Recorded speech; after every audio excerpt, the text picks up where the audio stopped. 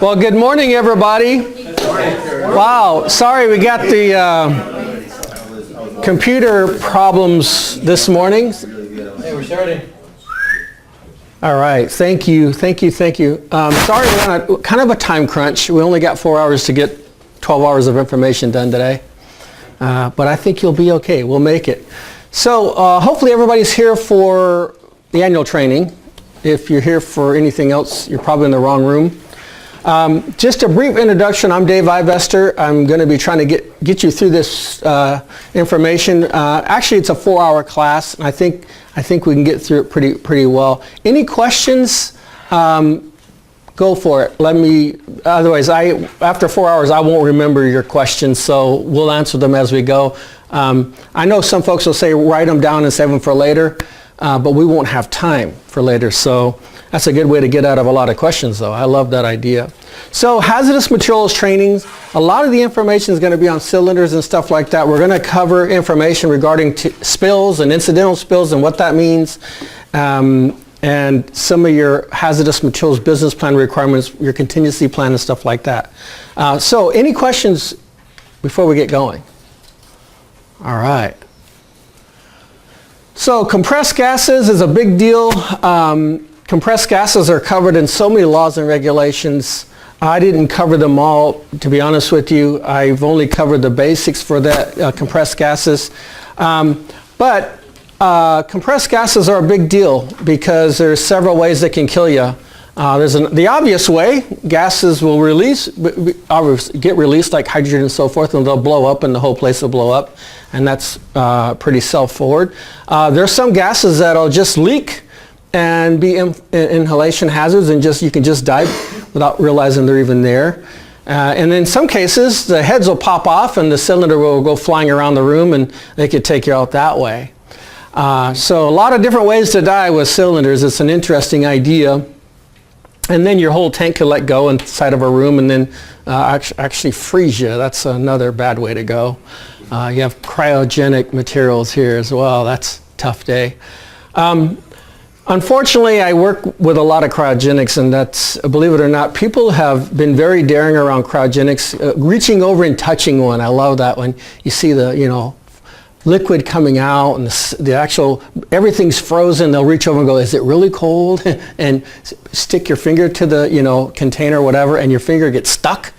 You go, yeah, it's really cold. It's like the little kid who wanted to lick the pole that's frozen and his tongue gets stuck there. Yeah, bad way to show that it actually is cold. Okay, so some of the regulations there, all the cool stuff related. So you got some different types of cylinders, your high pressure, low pressure, acetylene, cryogenics, and so forth. All of them pose problems. All of them change in terms of what they hold. And they're all made differently based on what they're supposed to hold. So the idea of taking a cylinder and using it for another purpose is a bad idea. If we have time, I'll show you a little illustration of that. A guy tried to do that one day and he blew his truck up. Made for a bad day. Very fortunate situation because the guy stopped for a flat tire. When he stopped, his truck blew up. So literally, I think the flat tire saved his life that day. But needless to say, he obviously took a cylinder and tried to do something with it that should not have been done, and it blew up in the process. So you guys handle probably a couple more than these. Low pressure, high pressure, acetylene, fusible plugs and stuff like in the cryogenics. But these are the most common that you will talk about today. All right, so some of the things you want to do prior to working with cylinders, you want to check the cylinder, right? Verify that the labels and everything are correct. If they're wrong, if you look at a cylinder and go, hey, this tag is wrong or this label's wrong, it's not a good idea to take a chance. That means your supplier did something seriously wrong and you shouldn't take the chance. You should say, look, I'm going to return this. You guys figure it out for me. You can send it back the right way. I'm not going to take that chance. A lot of common problems, obviously, we'll look at the visuals and so forth, but a lot of common problems with West Air and folks like that you get your cylinders from is they'll mistag something. You got cylinder, you're looking to go, this could not be right, this is mistagged. I push those back, or I'll call them and say, look, according to this tag, this is what this is. According to the cylinder, it's made for something completely different. What's going on? they'll figure it out and go, hold on, because it's real evident somebody else has got the wrong cylinder as well, right? This is a two-way thing. Somebody else got the right cylinder or the wrong cylinder, however you want to look at it in this case. So some of the things we want to look for is bulging. That looks pretty radical, right? You'd be surprised how many people use cylinders that look exactly like that. That's okay, I'm used to this, I've seen this before, it's a common problem. No, you don't use cylinders that look like that. There's, needless to say, there's a serious issue there. You'll notice cylinders are manufactured with reasonably symmetrical shape. That is not symmetrical. That's bulging at the top. That means super high pressure or something went really wrong with that cylinder. Yeah, remove that right away. That's, I would actually remove it, take it to a place where it's secure, call your manufacturer and say you got to take this away, or whoever you get the cylinders from. So some of the things you want to do anytime there's heat, and I say heat, anything other than ambient temperature, you definitely want to inspect, because what will happen is the cylinder has been compromised. I tell you, heat is a big factor when it comes to a lot of cylinders. I was in a pretty massive explosion in, actually it was in Kingman, Arizona. The tank levied, 12 firefighters were killed because they didn't realize the danger of heat. So outside heat, source of, any temperature is above ambient temperature, which is about 73 degrees, some gases expand really rapidly and they will let go. There's no container out there that's going to hold them. In this case, the container didn't hold. Temperature outside was about 115. Needless to say, it was expanding really rapidly. Gases were pouring out and it caught on fire. When it caught on fire, it even caused the expansion to even go faster, right? And needless to say, once the tank probably got about halfway empty or halfway full, it depends on your day, it let go. And in some cases, it lets cylinders let go in terms of where the welds are, and that's the obviously weakest place, but not every situation. In this case, the bottom let out, and so when the bottom let out, the fire blew straight out instead of going up, and it took a bunch of firefighters out in the process. So, yeah. Be careful anytime your cylinders have been exposed to excessive heat. And I know you guys in the lab's not a big deal, but some of the times where you take them in your trucks and you take them out to the locations, that could present a problem because you could be storing them around a place where it is warm.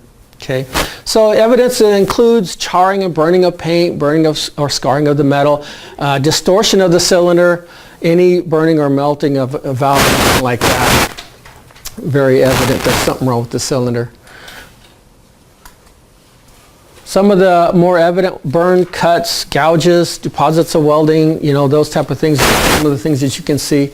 I hope you can see it okay in your book. I know it's a black and white versions. Some of the colors, it doesn't come out very well, but hope you can see these things. Yeah, these are the things you want to look for. Very evident that you seriously compromised cylinder right here. Some of the cylinders, yes? Well, no, you mean, did someone try and repair it?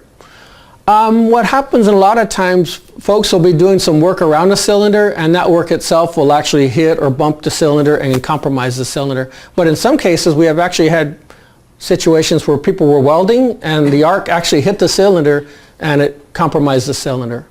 Yeah, honestly, most of the times it's a matter of old cylinders that just haven't been pulled out. They're supposed to be, every 6 years or so, they're supposed to be redone, checked, and so forth, but that doesn't always happen. I've seen a lot of cases where cylinders are retagged the way they are and put back into operation just by visual. Hey, it looks good. Needless to say, we know underneath the paint there's a whole different story sometimes. It looks really pretty on the outside, and all of a sudden you scrape off a little bit of the paint and you see serious oxidation. And you're like, whoa, you guys did not obviously take care of this one very well. So you'll notice some of the corrosion pitting. That's common, paint, many times I've seen paint right over this, they get some corrosion going on and they'll paint right over it and it'll look really pretty. But needless to say, if you were to check the thickness of that metal, you'd find that this would be compromised. And that pitting is evident of that. Very common. And you'll notice they painted right over the pitting. So, yeah. I'm not supposed to take pictures of things actually that cause problems, because people get upset with me when they do that. But I'll try to show you some things where you don't know where they're from, but obviously they are from San Diego, most of the stuff, because I've been here for a long time. So I'll show you some of that stuff. So handling, storage, utilization of all compressed gas cylinders, portable tanks, all that stuff. Needless to say, I use Compressed Gas Association. They're big on that. They know all the things in and outs of cylinders and so forth. But DOT also has a big role into this. And a lot of other groups, IATA and all those folks also get involved in this. So let's look at some of the rules. Never tamper with safety devices. So what's a safety device? Well, for cylinders, it's the regulator. That's the biggest safety device. The valves. Guess what? People, I don't know why, number one rule, never oil or never add any thing to these cylinders. Very common for someone to take oil or some material that would release the cylinder, the threads, and they would apply it, and it would literally cause an explosion. Cylinders would blow up because of that. Teflon is another one. We're not going to use oil, but we're going to use Teflon. Teflon tape, right? You roll it in there, and then you put it all together. Also a big no-no. Anything, believe it or not, anything that you use between the threads is going to be wrong. There's nothing you can use. They're made, believe it or not, to not have anything. You need to pull them together, obviously, without any material. I could give you a bunch of different other materials. Loctite is another big one. Let's use Loctite. Tighten it down and throw some Loctite on there. What do you think that does for you? It's kind of weird. Loctite will respond or react to the material in the cylinder, and if that comes together, all of a sudden you got a reaction going on in that cylinder, and now you have a cylinder blowing up. Yeah, they don't tell you that. So never attempt to repair or alter cylinders, valves, or safety release devices, right? This is common here. Never use cylinders as roller supports for any other purpose and contain the contents as well. I know that sounds, no way would anybody do that. You would be surprised. We can get this inside the building. That couch, just a couple cylinders, lay them down, you roll them right in. I feel like you're in one of those Pharaoh movies or something like that. You're moving bricks. Very common. Sorry. I showed you guys a lot of weird stuff. If I took the pictures and actually showed you the business that have done this, you'd go, wow, really? You'd be surprised. Cylinder valves should be kept closed at all times, except obviously when they're in use. Now anything, so notify a cylinder owner if any condition might have permitted any foreign substance to enter the cylinder valve. So what's a foreign substance that could enter a cylinder valve? What do you guys think? Coffee. Yes, that's exactly right. Or anything that you may consume around that cylinder. Yeah. Coffee is a big one, yeah. It's anything, also some alcoholic stuff, drinks and partying and stuff like that. Water's another big one. Water, yeah. Water should be okay. I can spill a little bit on the cylinder, I'll be good. That's not true. Anything will compromise the cylinder, and especially the valves and the regulators and stuff like that. They're not made for anything other than the substance that the cylinder contains, nothing else. Kind of an interesting idea. So, needless to say, there's also something that's kind of little critters. We have found critters to love cylinder, the regulators and stuff like that.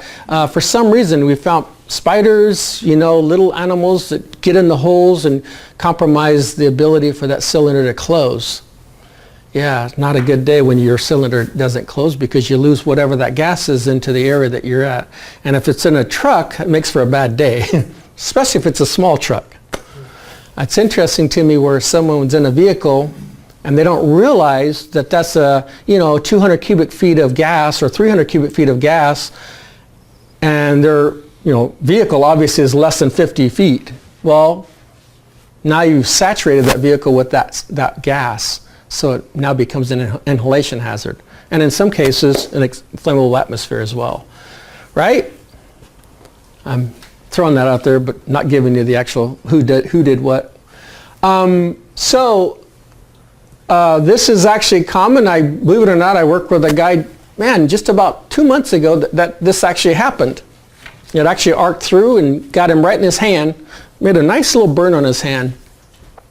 Working with an arc welders or any kind of metal, any kind of metal structure that would contain electrical energy, it will arc through a cylinder. Cylinder is made out of metal. It does a really good job of taking electric, I think Michael Faraday would have been really happy to talk about that. But yeah, definitely spark, definitely cause some problems and explosions. Also, as you send electrical through cylinders and it comes into contact with the gas itself or in the liquid state or whatever, it also could change that very rapidly, right? Very, very rapidly. Going from negative 300 below zero to super hot right away can cause an extreme on that cylinder and make a massive explosion. So, needless to say, welding or any other activity that would cause electricity, be careful with that and figure out how you're going to ground that. It's kind of weird when you have to ground your cylinders, but in some cases you will have to ground your cylinders to make sure that doesn't happen. All right. So, I threw a couple different flavors into this one because we want to talk about daily versus permanent storage and cylinders. What do you do with the ones that stay there all the time, or what do you do with the ones that have to bring in, on occasion? A little different situation, not radically different, but a little different. So moving a cylinder on a daily, you'd normally bring them in with a dolly, right? Connecting them to flex lines and stuff like that because they're not permanent, they're temporary use, okay? And then strapping and so forth should be strapped on a temporary. You get, different flavors of strapping these days. They tell you they want at least 2 straps on a cylinder now. California, because of earthquakes, they really would prefer the whole thing to be locked into place, locked into the wall. If the wall falls down, the cylinder goes with it, that type of thing.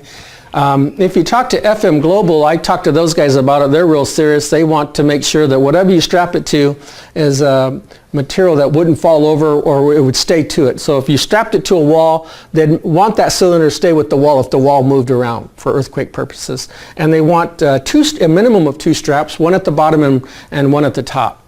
But I tell you, if you really talk to the insurance folks, you're going to have a serious, metal strapping, and there's a lot of other things because they talk about the material, they talk about what's in the cylinder, and as the compatibility with the strapping, it really gets a lot of detail. The days of strapping, you remember you used to have the chains, you just wrap them around there, and they just kind of flop a little bit.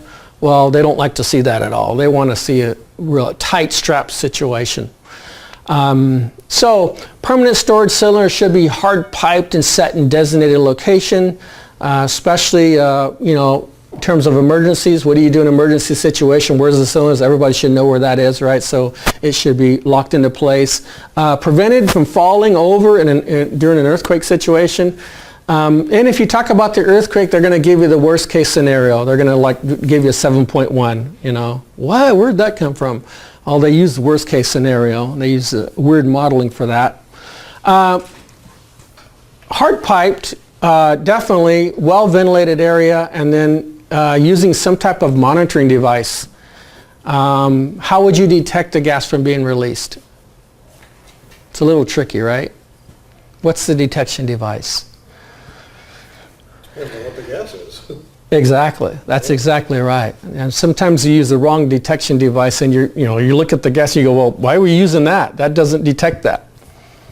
The go-to, I got to be honest with you, is an O2 meter.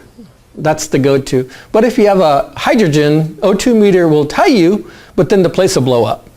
So it's not probably the best source to tell you that, yeah, you displaced some oxygen, but now you've created a flammable atmosphere. So I would probably use a LEL meter, definitely, but to detect the gas itself, right? I know O2 is a big thing. It's all over the place. I worked in so many labs, and we have O2 meters all over the place just for that reason, to detect. Well, O2 meter also kind of gives you a range, right? It's like 19.5, then it goes to 23.5. Well, if you think about 1% of gas is 10,000 parts per million, that's pretty crazy, right? So at 1%, it's safe in terms of explosion, but not safe in terms of inhalation or breathing or anything like that, especially if it's a poisonous gas.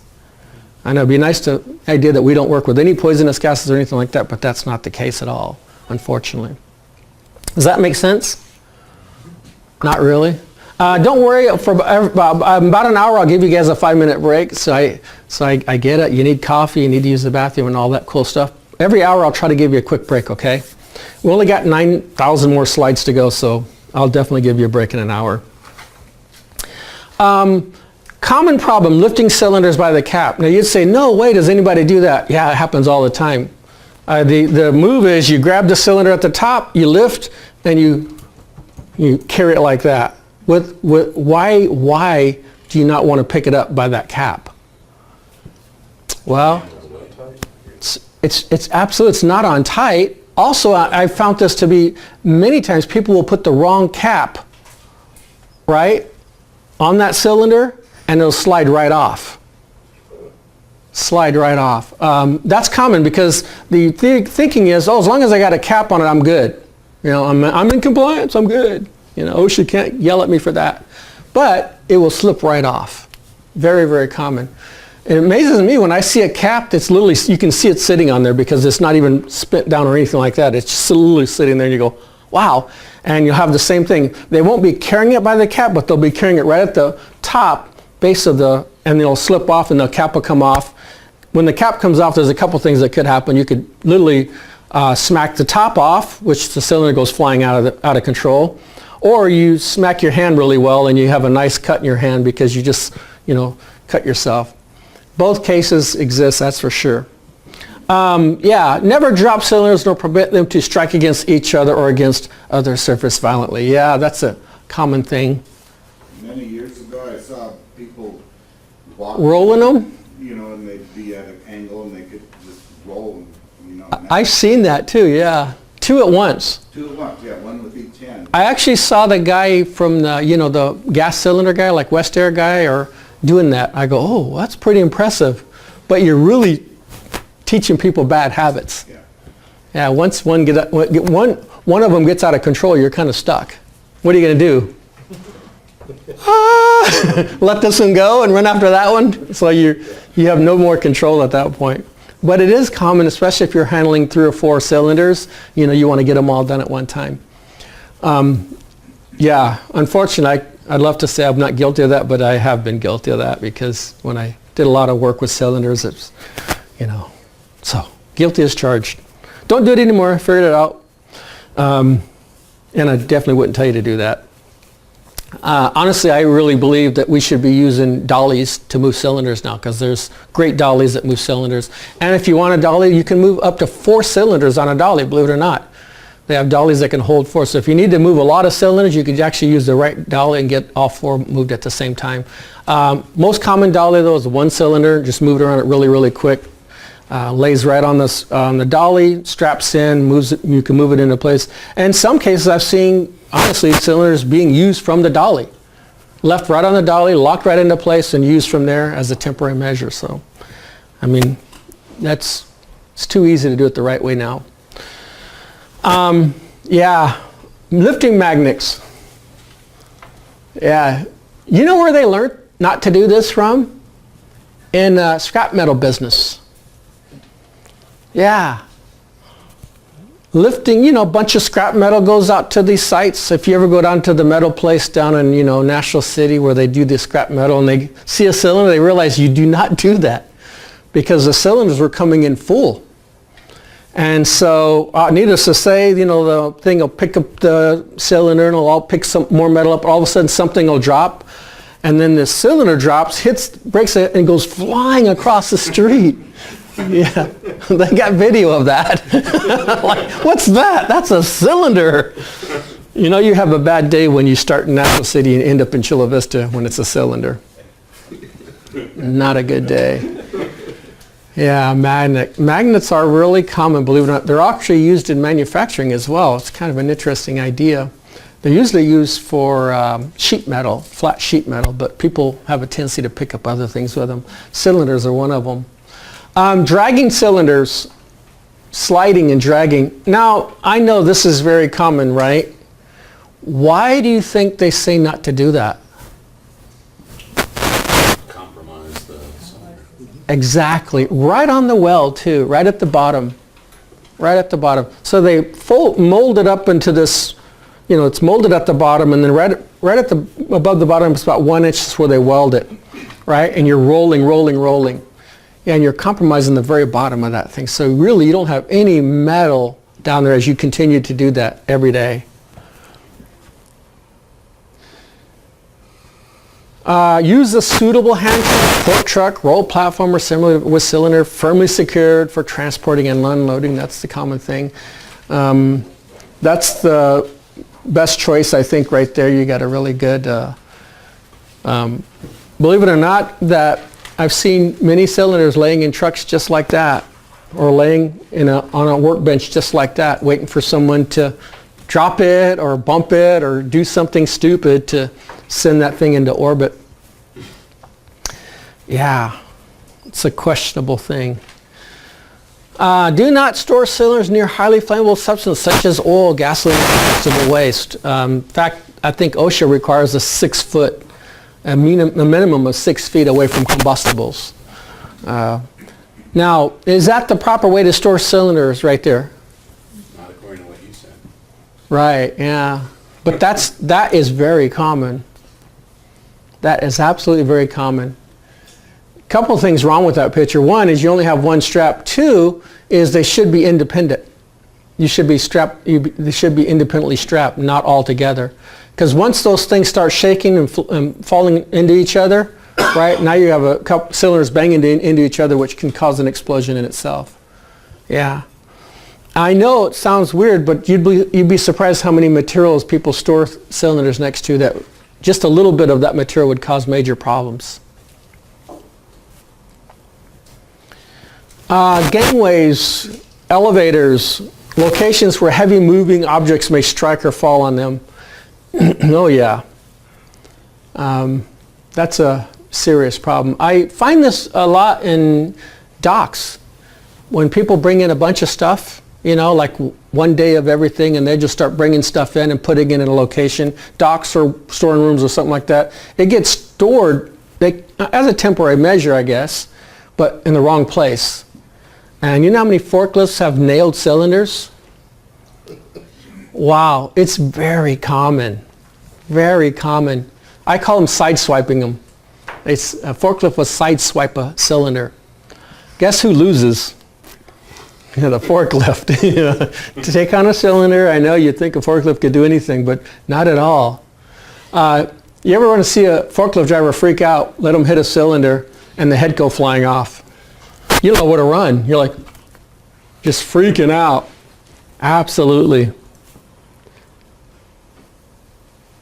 Transporting cylinders, always secure, proper working regulator, monitoring device capable of detecting the gas, and then inspecting cylinders and leaks all the time. Transporting.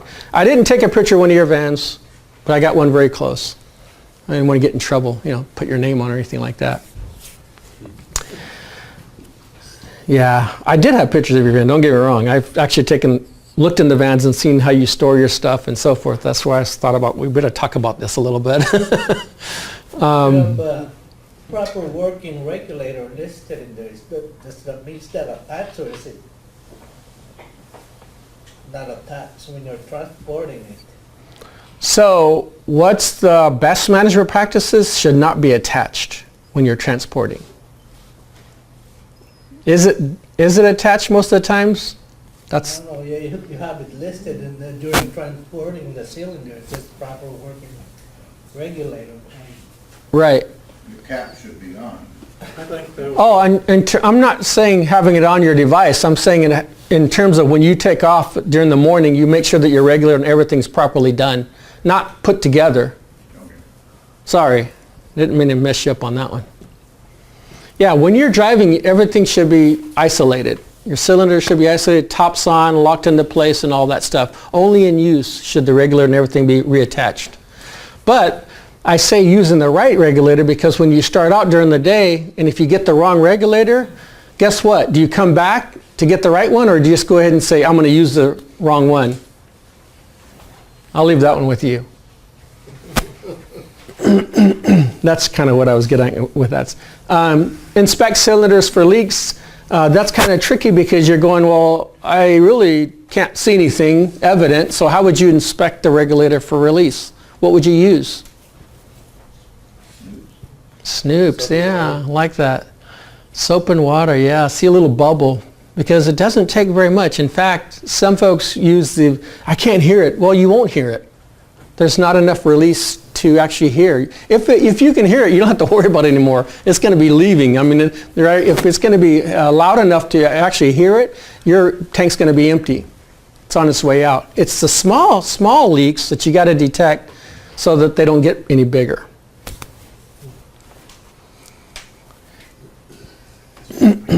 So, pulling a cylinder without the identification marks on it. I hope the Acme is not our natural company. I just use Acme. I figured, the Wile E. Coyote uses Acme, so I figured I'd use Acme, so I thought I'd be okay with that. There's probably some Acme company going, man, Dave, I don't know why you use my information. Well, I didn't mean to. Why labeling is a big deal? Well, I know what it is. yeah, the number one reason I want to know what it is. If the label's missing, how do you know they didn't put the wrong contents in there? Right? What would tell you that, hey, the right information, contents are in this? That worries me. And you'd think that doesn't happen, but it actually does.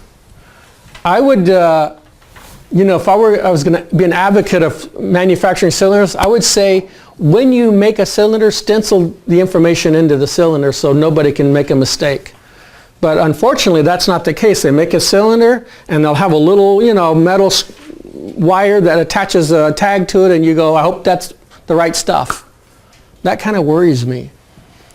Really worries me when you get in the details and the engineering of cylinders and you start checking the cylinder for the pressure requirements and all that and you realize that the material like propane in that cylinder is not the right cylinder. It doesn't meet the PSIG requirements and you go, whoa, how did this even happen? That's because nobody thought about it. They thought, well, let's just put it in there. And I know you can have different threads and there's a whole bunch of varieties of the threads and so forth that's supposed to preclude that from happening, but you'd be absolutely surprised how many times that does happen. Okay, make sure it's properly supported to prevent from being knocked over. Suitable pressure regulating device must be used, right? Kind of looks like one of your stuff in your labs there downstairs. Never force connections. You ever seen somebody do that? I've actually saw that before. And they wonder, I don't know why it's leaking. I go, well, it's amazing that it even works. Because you literally cross-threaded that thing. The thread that you just pulled that thing into place will never, one, seat, right? You'll never get it to seat. But two, it's going to leak forever because you just used the two wrong connections. Because that's the wrong cylinder for that connection. Some gases are very specific to the type of connections. So when you're forcing a connection, serious problem. There's another serious problem about connections. If you're loosing a connection, right, and for some reason it's loose and it's really being resistive, it tells me sometimes that there's still pressure, serious pressure behind that. Be aware of that. Very easy to get hurt on that one. SCBAs, I do a lot of emergency response stuff, and self-contained breathing apparatuses. A lot of times what will happen is they'll turn the SCBA off, they'll turn the cylinder off. And they go, I got this. And then they'll start releasing without actually purging the line, and there's still at least 2,500 PSI, right, of pressure in that line. So when they screw it, unscrew it, and all of a sudden at the very last couple threads, it'll release, and it'll pop apart, and it'll smack your hand, and I gotta be honest with you, you'll break your finger. And the reason I know that is because this finger has been broken. This finger is normal, this finger is not, because it broke right here. And that won't bend no more. So I can give you some live experience on that. Gases don't play very well. Release all the gas. Make sure all the gas is completely released before you disconnect everything, because that pressure is pretty serious. Serious pressure on that one. All right. Do not mix regulator gauges, hoses, other appliances provided use with a particular gas or group of gases with incompatible material or gases. Oh yeah. It's funny, these are common because they're weld operations, right? Acetylene and oxygen. And I'm amazed, absolutely amazed how many times you'll find these all goofed up. Even the color, you're like, well, what's the color? I mean, there's red and there's green. Even the color code's all goofed up. And you're like, how could you get this wrong? It worked. You ever get that answer? It worked. Okay? Just because it worked doesn't mean it's okay. Yeah, very, very common. Turn on the wrong gas and you get the explosion of your life, or you get the whole regulator blowing off because it doesn't work. It's not even made for that kind of pressure. You know, at home, you know how much pressure is at a home regulator? It's about a half a pound, 0.5 of a pound. You know how much pressure is in one of these guys? Why, right? Massive difference, up to 900 pounds. What a difference. In some cases, over 2,500. It amazes me, the difference. And yet, they'll use the same regulator. Oh, this will work. Use for gas. No, it won't. It'll work for a moment. Very short moment. Safe work practices: open this cylinder really slow. Point valve opening away from yourself and others. Right? Why would you do that? What's the big deal with that? Pointing the valve. What do you think? You think something could come out? You think something could be released? Do you think one of the, valves in there, one of the gaskets, or one of the flaps could let go? Absolutely. You'd be surprised how many people open the valve and they look directly in the hole. They're opening and going, yeah, let's see if this works. And all of a sudden, what the heck was that? It was one of the little rubber grommets or whatever, just pop them right in the face. Yeah, that's why they say turn it away. Never use wrenches or tools except those provided by the supplier or the approved tool. Yeah. Favorite tool of choice is a crescent wrench. It amazes me. Crescent wrenches are awesome, right? Everybody uses a crescent wrench. I can adjust this thing, I'm good to go. What happens when you strip one of these connections? It's over. And it's brass, right? Many times it's brass. Once you strip brass is done. It's not gonna, then you, guess what you do? Then you go to channel locks. I can't get it with a crescent, I'm gonna go with the channel locks. And now you compromise literally that thread, and then once you get to the point where it really won't even work anymore. Not the fact that you can't get it off, you broke down the brass to the point where it will not even hold anymore. Yeah, very, very common. Starts with a crescent though. You're supposed to use the right tool. They actually provide the tool for you. Here you go, this wrench is for this. Don't use this wrench on that one because it's not the right size. You have to use the wrench for that specific regulator or gas. Yeah, avoid the use of a wrench on a valve equipped with a hand wheel. Yeah. I like this one. Never hammer on the valve wheel. I've seen the crescent wrench and the hammer come out. I go, wow, what are you doing? I'm tightening this thing. Well, why can't you just tighten it normally? You don't even need to tighten it with a wrench in many cases. I don't know, something's wrong. Yeah, it's cold or something. For frozen corroded valves, contact the supplier. Something's seriously wrong. Don't take it off. Let them deal with that. They can isolate it in a room, take it off in a way where it's going to be absolutely protected. Use check valves of cylinders apt to be contaminated by feedback of materials. Some of the materials that come out cause some serious problems. And I know probably propane's the number one out there because of that people charge them all the time. They refill propane bottles all the time, so they compromise the stuff. But nitrogen is another big one. Fortunately, I use liquid argon and a bunch of different materials for, different lab applications. And anything cryogenic has obviously can mess up valves and stuff really, really quick. So before we move into regulator, close the cylinder valve and release all the pressure from the regulator. That's a common practice that doesn't get done very well.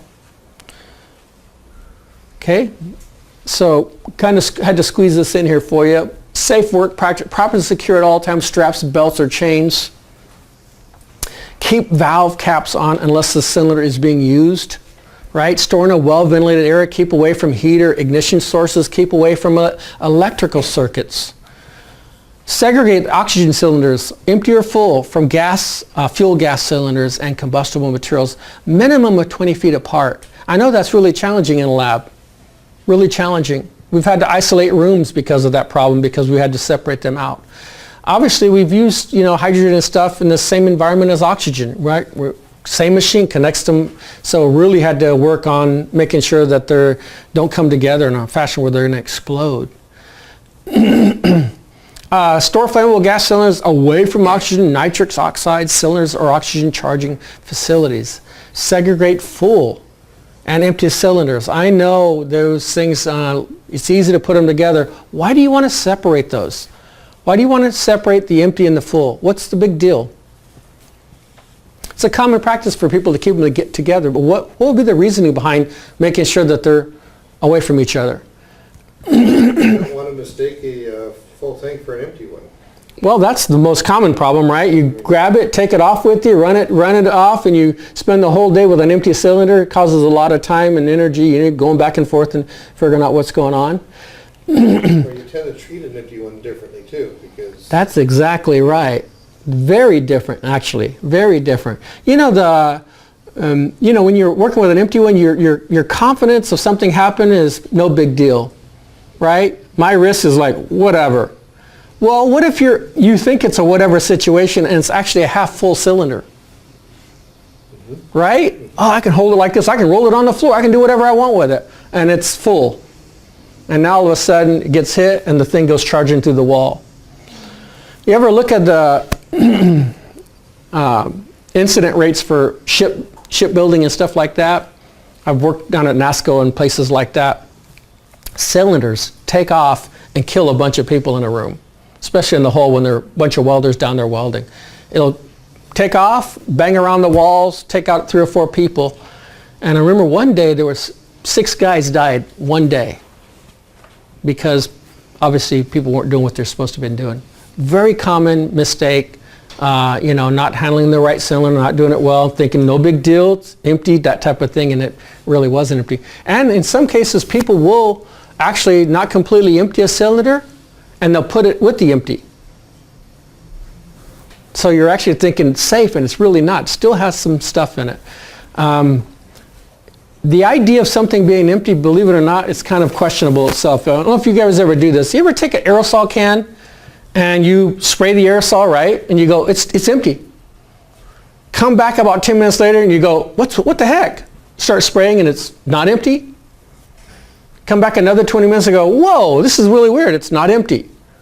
Well, what we don't realize is, especially in the liquid state, things take few minutes to go back into the, gaseous state. Interesting to me, one guy, he stood there for like 20 minutes before he realized this is not going to be empty anytime soon, because that material happened to change states very slowly. And so it would obviously empty in one moment, next moment it was like, what the heck, there's more gases in here. So with all that, I really think sometimes we have to really consider or treat things as if they are full. Kind of respect them like if they are full, even though we consider them empty and so forth. Okay, does that make a lot of sense, or too crazy?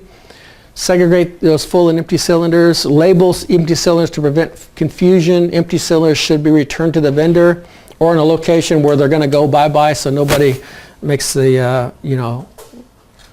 obviously wrong decision on those. So indoor flammable gases, especially we're talking about, seriously, indoor cylinder storage, well protected, well insulated, dry, 20 feet from flammable combustible materials.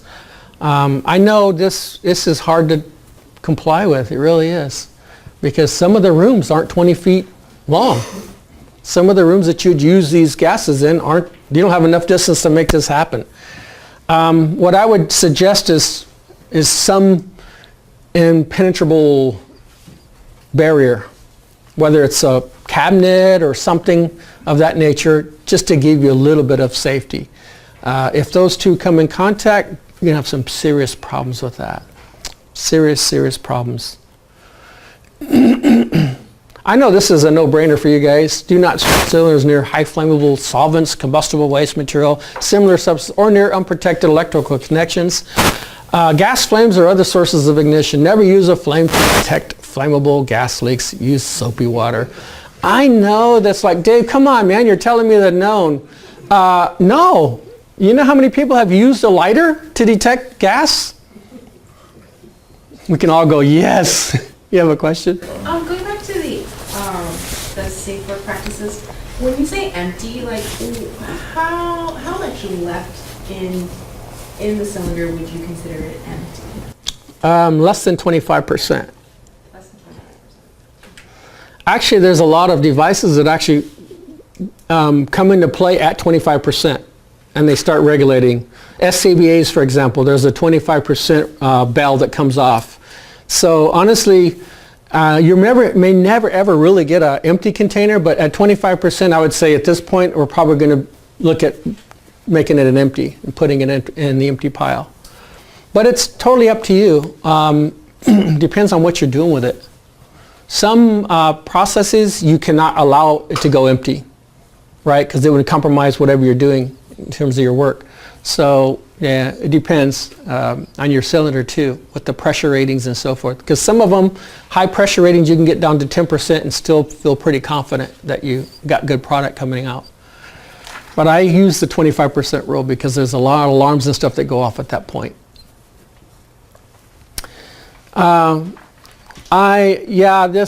Use soapy water. Well, can you use anything else other than soapy water? And how do you use soapy water? I like that people have their own versions of soapy water. It's very common, actually. It's kind of interesting. I've seen people use water. Go, well, you get no bubble from water. How do you see this? Oh, I've been doing this a long time. That's my favorite line. Oh, awesome. Or I like it, we've always done it this way. Go, really? Doesn't mean it's effective, but we've always done it this way. And I would ask them, well, how long have you been doing this? Oh, about 6 months. Go, that's not a lot of experience under your belt for doing this. What if you did it this way, which is technically the proper way? Even the soapy mixture should be done right, right? Because what if you pour a soapy solution on a thread or whatever, and you don't get anything? How would you know? That's a tricky one, yeah. Do you have a device that would calibrate your soapy solution? That's even more tricky. Dave, you're making this complicated. Well, you have to have enough assurity of what you're doing that it's going to work. That's the problem. If you don't have that, you probably should rethink what you're doing and say, let's do one that is, in some cases, you can buy it made specifically for that. Snoop. Yeah, it's called Snoop, yeah. They're known for that. That's exactly right. I'm not supposed to give off names of things, but you can. Poisonous gases, personal handling using poisonous gas should have available for immediate use gas masks or self-contained breathing apparatus approved by NIOSH for the particular service desired. So I know you go, well, hold on, we never even come in contact with the gases. The poison is not an issue at all. So the mask will do what? It's just a matter of safety. It's contingency. It's not a matter of you going, I have to use this when I'm using a poisonous gas. Can you detect the gas? Is it a gas that you can detect? Right? I love it when people go, well, you know, OSHA actually has some rules on this, and they say if you have a gas, right, and the odor, like a mercaptan or pectin or whatever is in that gas, if it cannot be detected first, prior, you know, blow by whatever, you're not even supposed to wear a mask. So Cal OSHA actually has more stringent than Fed OSHA on that. They say you have to be able to smell whatever material that they've placed in there before it could actually become a PEL issue or permissible exposure issue. So it's interesting to me, someone, you know, you tell them, hey, you're working with a poisonous gas, you should definitely have a mask. And then you ask the person, okay, what kind of mask do you suggest? I said, well, it depends on what you're using.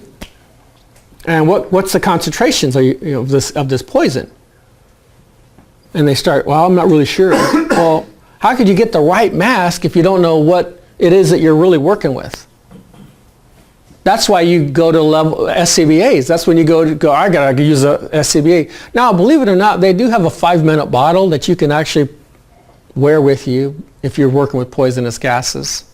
Those are very common. They're actually normally used in confined space issues, but a lot of the poisonous gases are in confined spaces. But they work really, really well. 3 to 5 minutes, you can pop them on. So anything goes wrong, you can turn it on right away. You know, you're wearing the mask, it's giving you great air, and you can fix whatever it is. If you can't fix it within a couple minutes, you can get out of the environment, right? Get to a safe place and go, hey, we got a problem. The minimum is the mask. You know, that's the minimum. Corrosives will attack and damage human tissue. That's beyond, right? Everybody figured that out really well. Yeah, we know corrosives. Well, will it destroy piping, and will it destroy cylinders and other metallic, right? That's the question. Yeah, I think sometimes we go, it'll burn our skin, but I think it's okay with all the metal structures and everything, and that's not the case. A lot of things get compromised because of corrosive materials. So we'll have an adverse effect on improper materials of construction, hydrogen chloride, hydrogen fluoride, a lot of those cool things that, you know, we use in labs and so forth. So I know working with a sample and working with gases go hand in hand. That's just kind of the way it is. But when we store materials that are corrosive, we should not be storing them in a way that they would compromise the cylinders or the things that we use, right, for our gases and so forth. Pyrophoric gases spontaneously ignite and burn when exposed to the atmosphere. Silane is a pyrophoric gas, which is commonly used. I was working with well, actually they're not here no more, so I can talk about them, STA Microelectronics, and they work with silane gas, and they're very interesting material. They use it because they have a very clean atmosphere. So they would work with this gas and it would work in their operations. They did a lot of the, you know, nanotechnology, you know, really supercomputers and stuff like that. And so they would need something that would be very, very good at cleaning stuff, but is very, very hazardous. So my thought was, well, how do you know when there's something going on? Well, usually something will catch on fire. I love that when they tell me that. I go, all right, that's fair. Now, how do you go about detecting that? I mean, you know, let's say the wall's on fire. How do you know it's not the wall on fire? Well, what we do is we detect the, you know, where it's coming from. And I thought this was really interesting at the time. They did this broom thing. I go, wow, you're kidding me, right? So they would take the broom, you know, and they'd have the little fluffy part on this side, and they would walk over and they would just be waving it back, and all of a sudden the little fluffy part would go poof, and they go, hey, we found the source. Go, that's bad. You know, you got to use a better system than that. Works really, really well. They've also used it in military for steam, high pressure steam. I go, wow, I didn't know that was a common practice. So finding pyrophorics is a bad way to go when you have to use a broom to find the actual source of the fire, because they burn so hot you can't see literally the flame. That's what amazes me about the pyrophorics. Silane happened to be one of them. So needless to say, I was working with those guys, and I'm like, well, we're going to try to figure out another way to do that, whether it's some way of detecting a release or some way of detecting the heat source itself. Like, you know, they have a lot of cool things out. You can just point and you go, hey, I know where the heat source is at. You got to go with one of those. Not the broom thing. That was freaking me out. How many brooms a year do they need? All right. I go, I'm going, stock of brooms. I go, wow. You got a pallet of brooms. Right. It does make a weird, you know, emergency response, you know, when you have brooms as part of your emergency, as a means of detection. Like, I use LELs and, you know, Draeger tubes and stuff like that. You use brooms. And I didn't go well with me, but that, you know, I guess they're very confident in that. So acetylene, specifically implant transfer, handling, storage, and utilization of acetylene shall be in accordance with the Compressed Gas Association. Yeah, there's actually rules and requirements for that. Big deal on acetylene. You drop it over. What do you think happens when you drop a acetylene tank over? You guys work with acetylene at all? So yeah, the gas, the liquid. It's liquid, isn't it? Yeah, the liquid at the bottom mixes with the top, and then you blew out the whole top if you leave it like that for any long period of time. Makes for a bad day. That's why it is required to be set up right, for it to work right. Yeah, I had to respond one time to an acetylene leak. Makes for a bad day. I didn't realize that until that time, when that falls over and it comes together and the whole top blows out. And then it creates this massive amount of acetylene, because now you have this mixture in the air and it just keeps making it like, what the heck? Have no idea that it was formed that way. Super spontaneous as well. Cryogenics, yeah, good stuff. Liquefy gases that have a normal boiling point below 130 degrees Fahrenheit, negative 90 C. Boiling point, that's amazing. It's like water boils at what, 212 ambient temperature and all that, atmospheric pressure. And this stuff boils at negative 130. That's the starting point. Actually, some of them are even lower.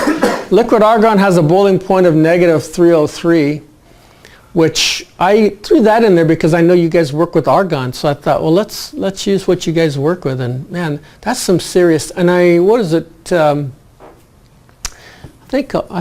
thought I included nitrogen, but we'll have to look at that. I think it's one slide up. But yeah, I thought, wow, that's amazing that something will boil at that type of temperature. I mean, temperatures that we can't even live in, it's already in a boiled state. That's amazing to me. Absolutely phenomenal. Okay, here we go. Yeah, nitrogen has a boiling point of negative 196. 321 degrees. That's amazing. Phenomenal to me. So if it boils at that temperature, which is about any temperature we're going to be living in, what does that tell you? What's the hazard characteristic that we're talking about with that? Obviously the cold stuff, we got that wired, but what else? It's constantly outgassing. Absolutely, that's absolutely correct. And it's going to displace any oxygen right away, right? Right away, because we normally live in like a 73 degree, San Diego, right? 73 is really common here. We're probably one of the few, counties in the world that have almost a perfect temperature. I know we don't say that all the time because we're kind of spoiled, but if you go to Chicago, they would hate you. I worked in Chicago, actually out of Chicago. They would hate you. They'd say, get out of here. I don't want to talk to you. Because they have cold and hot. Humid hot and radically cold. I was in a location one day there and it was so cold it felt like needles hit me in the face. I go, I got to go back to San Diego. I am really spoiled. So let's take a look at a case here. A fitter with a work van left an E-size oxygen and acetylene cylinder on the backseat of a Toyota dual cab over the weekend. The acetylene cylinder must have not fully closed and a small leak occurred. Over the weekend, acetylene had accumulated in the van. On the Monday morning, the fitter approached the van and opened the door. A large explosion took place. Yeah, we believe the ignition could have been caused by either an internal light because they opened the door, right? Mobile phone, all kind of different things could have been the reasons for that. And then he also smoked, so maybe he was smoking as he opened the door as well. So his eardrums are destroyed, facial was damaged pretty bad, and then we'll take a look at some videos and see what his truck looked like. He didn't die, but when you're going to see the truck, you go, whoa, I don't know how he didn't die. That was his truck. So, small 200 cubic feet of settling cylinder leaked over the weekend, opened the door, and the whole thing exploded. Approximately 200 cubic feet. Actually, it's a smaller one than that. It's a really small one. That's amazing. So, needless to say, gases, being stored improperly or not, whatever, cause a major damage. And then a little more specifically, needless to say, that's amazing. Wow, it's amazing he lived. It is amazing that he lived. Phenomenal. Phenomenal. Because that thing blew up. Now, I think what saved his life was the fact that he didn't get in the truck fully before it blew. Opening the door and it exploded. So that's why they have reason to believe that the light actually is what caused it. When they opened the door and the light came on, that spark is what ignited the whole thing. But he was smoking, so he could have opened the door with the cigarette and that would have did it. But needless to say, fact is, he was able to, live through that. That's amazing, phenomenal that was the case, because that truck did not live. That's for sure. Probably had a total. I would call that totaled. Get one of the guys to I want to salvage that fence. quote your body job, your work repairs for that. Tires good, yeah. We have follow-up questions. Follow-up questions, yeah. I got a couple of these I'll be glad to show you later on if you want to see them. But yeah, it's phenomenal. So the reason we talk about that is because the fact that a little gas can go a long way. Just a small amount of gas leaking out of that cylinder. I can probably pretty confident that that entire cylinder didn't release out. It probably wasn't the entire amount. They had probably when it blew, the reason that blew the whole thing apart was probably because the cylinder went after the explosion occurred, and it perpetuated, made the problem even worse, because when it blew, then it blew the cylinder again, then it blew everything off. The whole truck just flew apart at that point. So why was this dangerous? Yeah, why was this a dangerous situation? Well, what can you come up with? Well, what went wrong? Was this cylinder stored correctly? No. Maybe. Could have been, right? Hey, I got the cylinder wired. I know where to store it and all that. Was it handled properly? No, Very questionable. we didn't do any leak checks. Wasn't inspected when it was finished, that's for sure, right? Because obviously there was something leaking out of that cylinder. There's no question about that. So that's a big deal after every use, is to check, making sure that it's not leaking, because it was used. Yeah, very common. Yeah, unfortunately, acetylene is not very forgiving. Some gases are more forgiving than other gases. Hydrogen and acetylene are not very forgiving gases. Unfortunately, hydrogen's even worse.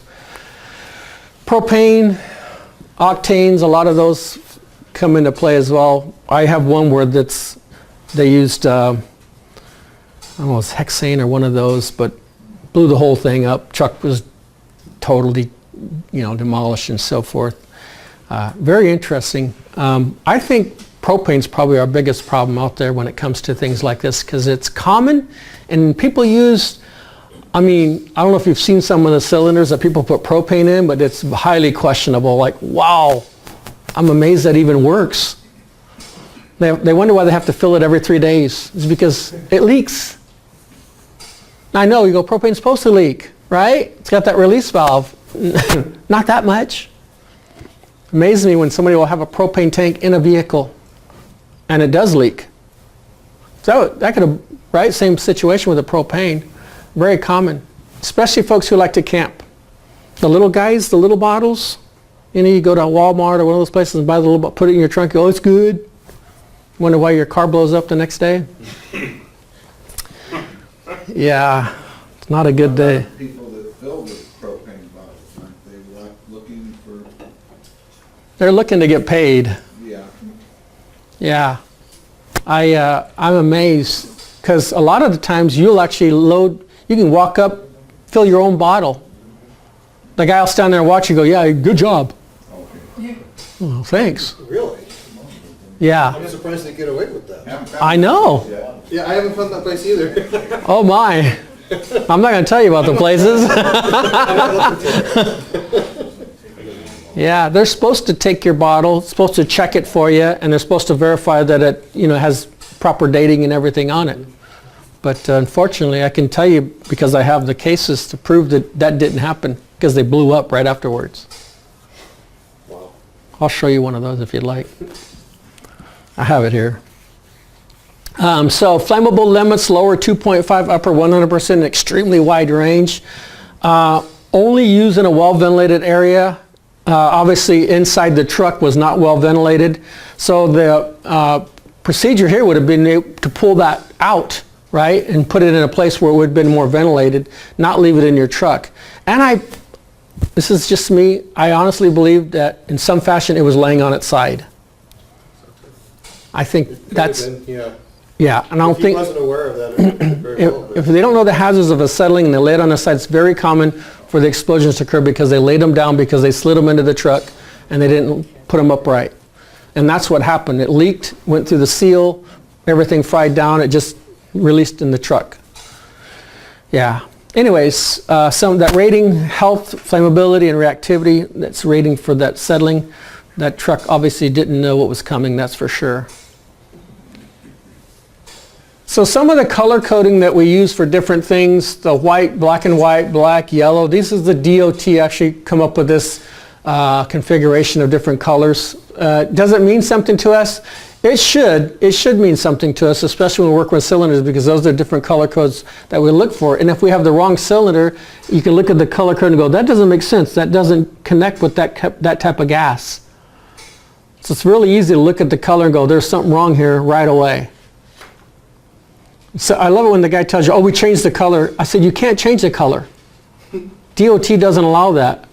Oh, I didn't know about that. I go, you can't just paint what you want. People have this interesting idea. I love it. I've seen it. You ever see a pink one? I saw a pink one. I go, there's no color in there that says pink. Did you get too much red and white together? I'm not sure how you got this color. Oh, well, it's considered red. I go, that's not red, that's pink. Is that wrong? Absolutely. Because how would you know what to look for? Yeah. So anyways, color scheme is very important. Okay, cylinder identification and markings, original inspectors insignia right there, right? Those are hard to come by sometimes. You're looking and go, where's that information at? Should be on the actual cylinder itself. Where that information comes from is actually under the 49 CFR requirement for gases and so forth. And I'm not going to get into all the regulations and everything for you, but it tells you what the information is in the 49 CFR. You can actually look it up and go, this is what's supposed to be in there. And so it tells you what the amount of retest periods. Some of them are 5 years, some of them are 10 years. The other day I was looking at one for 6 years. I go, wow, where'd they come up with that 6-year thing? That's an interesting deal. And how'd they come up with that? Like what's 5 years versus 10 years? What's the big deal? Well, you'll notice there's a lot of different information goes along with that. 700 PSI, 3000 PSI, a lot of different things involved in that. But needless to say, I don't really look for that. I look for the fact, was it hydro tested or was it redone in that period of time? Some of them are not. Wow, you look at the cylinder and go, when was this tested? Well, we never tested. I go, this seems like 1997. You can do the math. This is like way overdue. Even the 10-year period was done twice. Cylinder handling and transportation, visually inspect the cylinders for obvious defects such as dents, large amounts of rust, and missing or loose safety caps. Right? Cylinders shouldn't be accepted unless identified with the appropriate labeling. right? And all those labels should agree with one another. It shouldn't be like weird information for you. Obviously use the cart to secure the cylinders with a chain when moving. Don't roll them around, the double roll thing. I know that's kind of cool, but that's not appropriate. Don't use the protective valve caps for moving or lifting the cylinders. That's another common problem. I've seen guys flip them with the caps, turn them like that, rolling them. Guess what happens when you go to stop them with those caps? You grab the cap and they unscrew. That's exactly right. And they just unscrew. You go, oh, right? Now you're standing there with the cap in your hand with the cylinder going, woo. Yeah, I'd love to videotape that, but the guys wouldn't let me. No, man, that's weird. Don't take videos. I want to show these guys this. You actually do this. People get freaked out when you videotape them. Don't drop a cylinder. Permit them to strike each other violently or be handled roughly. Now, I guess roughly is subjective, right? What does roughly mean? Banging into each other, right? Hitting the ground. Any fashion that would actually compromise the integrity of that cylinder. I know people say, you say roughly, what does that mean, Dave? You know, I'm a tough guy, you know. You ever see the guy carrying it on his shoulders? Wow. I go, that's roughly.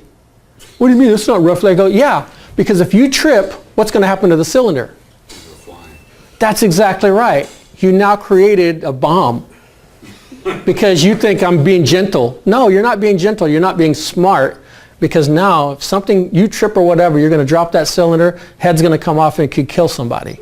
So I call that roughly. He would say, no, I'm being nice to it. That's not a child. Come on. Do it right. Put it on a cart, roll it in right, make sure it's secure. Rough is anything that's not keeping it from being secure. That would be the definition of that. Unless cylinders are secured, regulators should be removed, valves closed, and protective caps in place before cylinders are moved. And that's what we were talking about earlier about trucks and so forth. Rolling cylinder in a vertical position on the bottom edge is to be what? Avoid is, and you notice I put as much as possible, because I know when you position them into the chains and so forth, you're going to have to move them a little bit. It's impossible not to do that. I get that. But what you could do is you could take the cart, set it drawn directly in front of the straps, and slide it right into place, not rolling them into place. Gas cylinders must never be dragged or rolled in the horizontal position. We talked about that before. Okay. Cylinders, handling and transportation, right? Double restrained cylinders with non-combustible material, i.e. chain. Label full versus empty. Signs for hazardous gases. Keep away from traffic areas. Store in fire-resistant, well-ventilated dry areas. That's really common. So is that okay to store like that? It's only one chain. Yeah, what do you think's missing there? Well, they'll bang into each other if there's an earthquake. That's exactly right. What's missing here is these chains should be all through there. They actually have the places for it. They should have had chains all the way through each one of these rows, and each individual should have had chains in there, so they wouldn't do the banging thing together. Because at that point, those could have actually banged together and caused some serious problems. Also, if they bang and they slide out, what's going to happen if this slides out? The top's going to hit the next one, and now you have a bullet. Yeah, very common. And that's a common picture, I got to be honest with you. And there's only one, it's not double restrained. Right. It's only one that's not double restrained, and literally they're supposed to go in between each one as well. Yeah, so what you do is when you brought those in, store them in place, you chain them as you bring them in, not put all 3 or 4 and 6 of them at the same time and go, oh, they're good. But that's very common. That's a common thing. Because you're in a hurry and you want to get these things in place and you want to go home and that type of thing. There's a bunch of things that go on in the background to make that happen. Do they make spacers or anything to put down in between?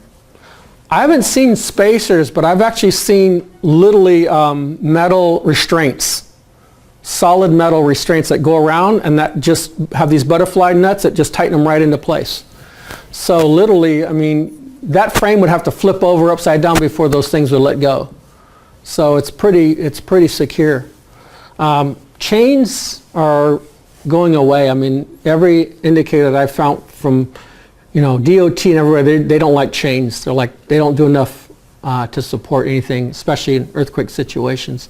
So you're going with metal restraints or strapping in some fashion. And you're right, both at the top and the bottom, two locations. And the strap is generally not fireproof, so you need an emergency chain also, so if the strap were to burn, Yeah, usually by that time the tank's going off anyway, but, yes, I you was know. gonna say, well, your problems. if your strap's burning, I would leave the building. It's not a safe place to be in at that point.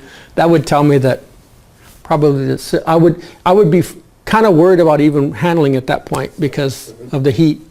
I guess it depends on the gas too, what I'd be dealing with. But yeah, well, you get that kind of heat.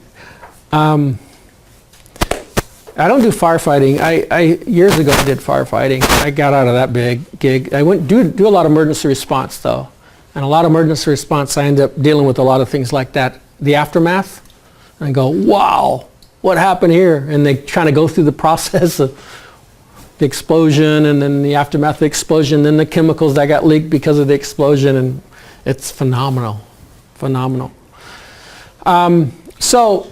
Can you use cable instead of chain? Yeah. Cables are tricky to tighten though. That's the only downside of cable, but you can use cables that have these devices that you wrench them down and they lock into place, but yeah, they're amazing. Cables, it's, yeah, real expensive too, unfortunately. And it's hard to manage, but absolutely, that would be the way to go. If you want to, you don't have a fire issue, I mean, that'll be the most securest place on the planet right there, that cabled cylinder.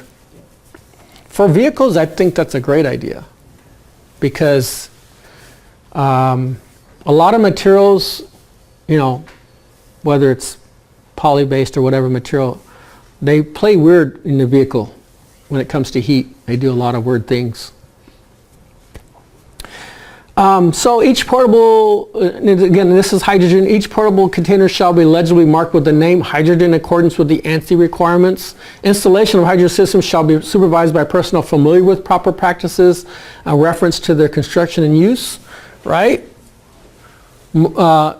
Gaseous hydrogen systems marking the hydrogen storage location shall be permanently placarded as follows: hydrogen, flammable gas, no smoking, no open flames or equivalent, right? So hydrogen, I covered a little bit because it's one of those gases where you want to make sure that it's done right. You want to segregate, you want to make sure it's away from other gases. Yeah, because once it goes, man, it just goes. There's no stopping it. There's nothing out there that you're going to be able to do something with at that point. Like the Hindenburg. Yeah, right? I thought that was really interesting and how that was hydrogen. It's a light gas. It works well. Missed the obvious on that one. It is a light gas. Helium's a light gas too. So regulators and how they work. I want to talk a little bit about regulators. So single stage regulator, outlet gauge, inlet gauge, temporary shutoff valve, the SCGA inlet connection, and the PA knob, the pressure. That's a common regulator. There's several different types of regulators, and we'll cover a few of those. So single stage regulator reduces the inlet supply pressure in one step from the inlet supply pressure to the final outlet pressure. So regulators do one thing really, really well, and they regulate, right?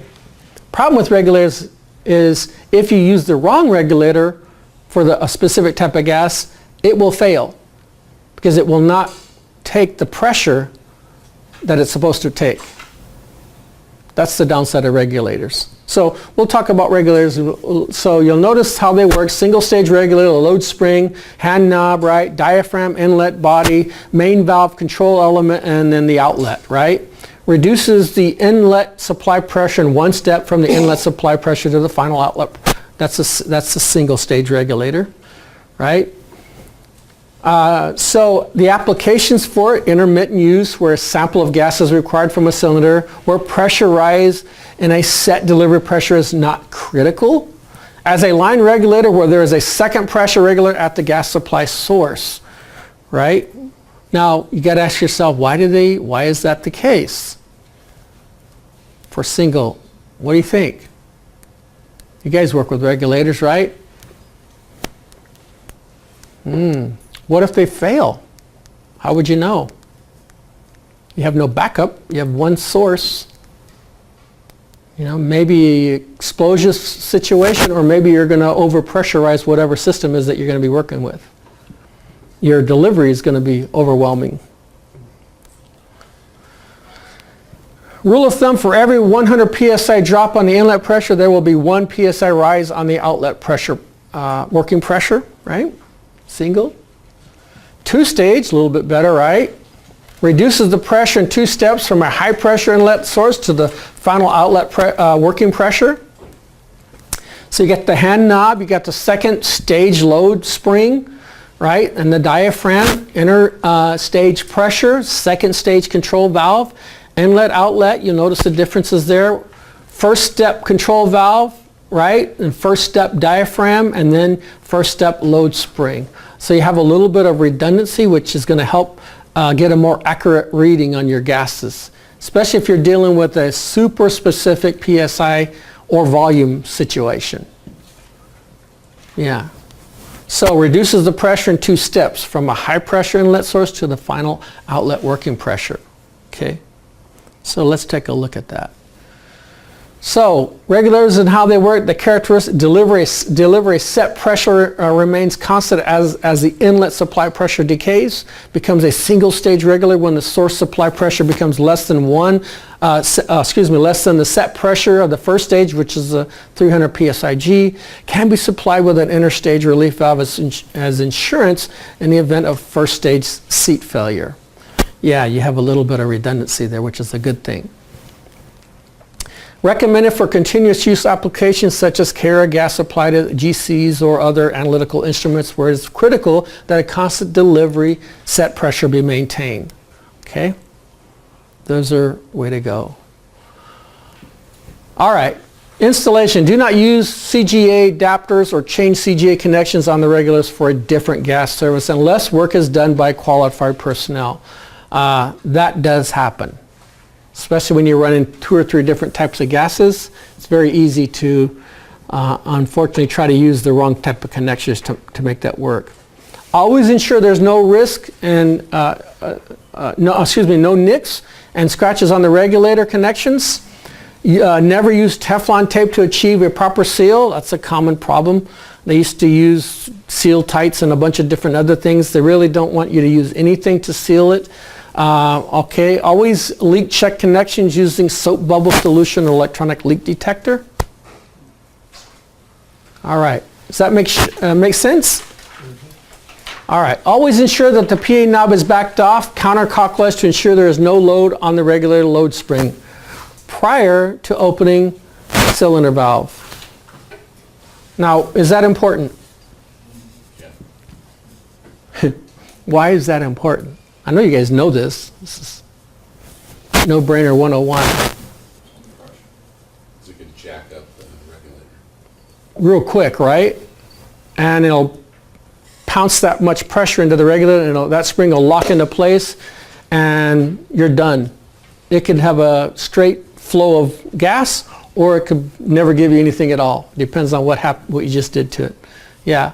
Never open a cylinder valve all the way. 1.5 to 2 turns is usually sufficient. If you're going to go all the way and go 1.5 to 2 turns back. Just don't go to the very end, because what will happen at the very end, you can hit that with pressure and it's going to lock into place and you won't be able to turn it off. Okay? Always stand with the cylinder valve between you and the regulator when opening the cylinder valve and or adjusting pressure on the regulator. Do not use the temporary shutoff valve to turn off gas flow if the shutoff duration will be longer than 20 minutes. Use cross or T-purge assemblies or if regulators are to be used for toxic or corrosive gases. Yeah. I know you guys know all this stuff, but I'm going to cover it anyways. 95% of regulator failures are due to seat failures. 95%. That's a pretty high amount. So high probability, what causes that? Corrosion. Very common. Corrosion. Dirt.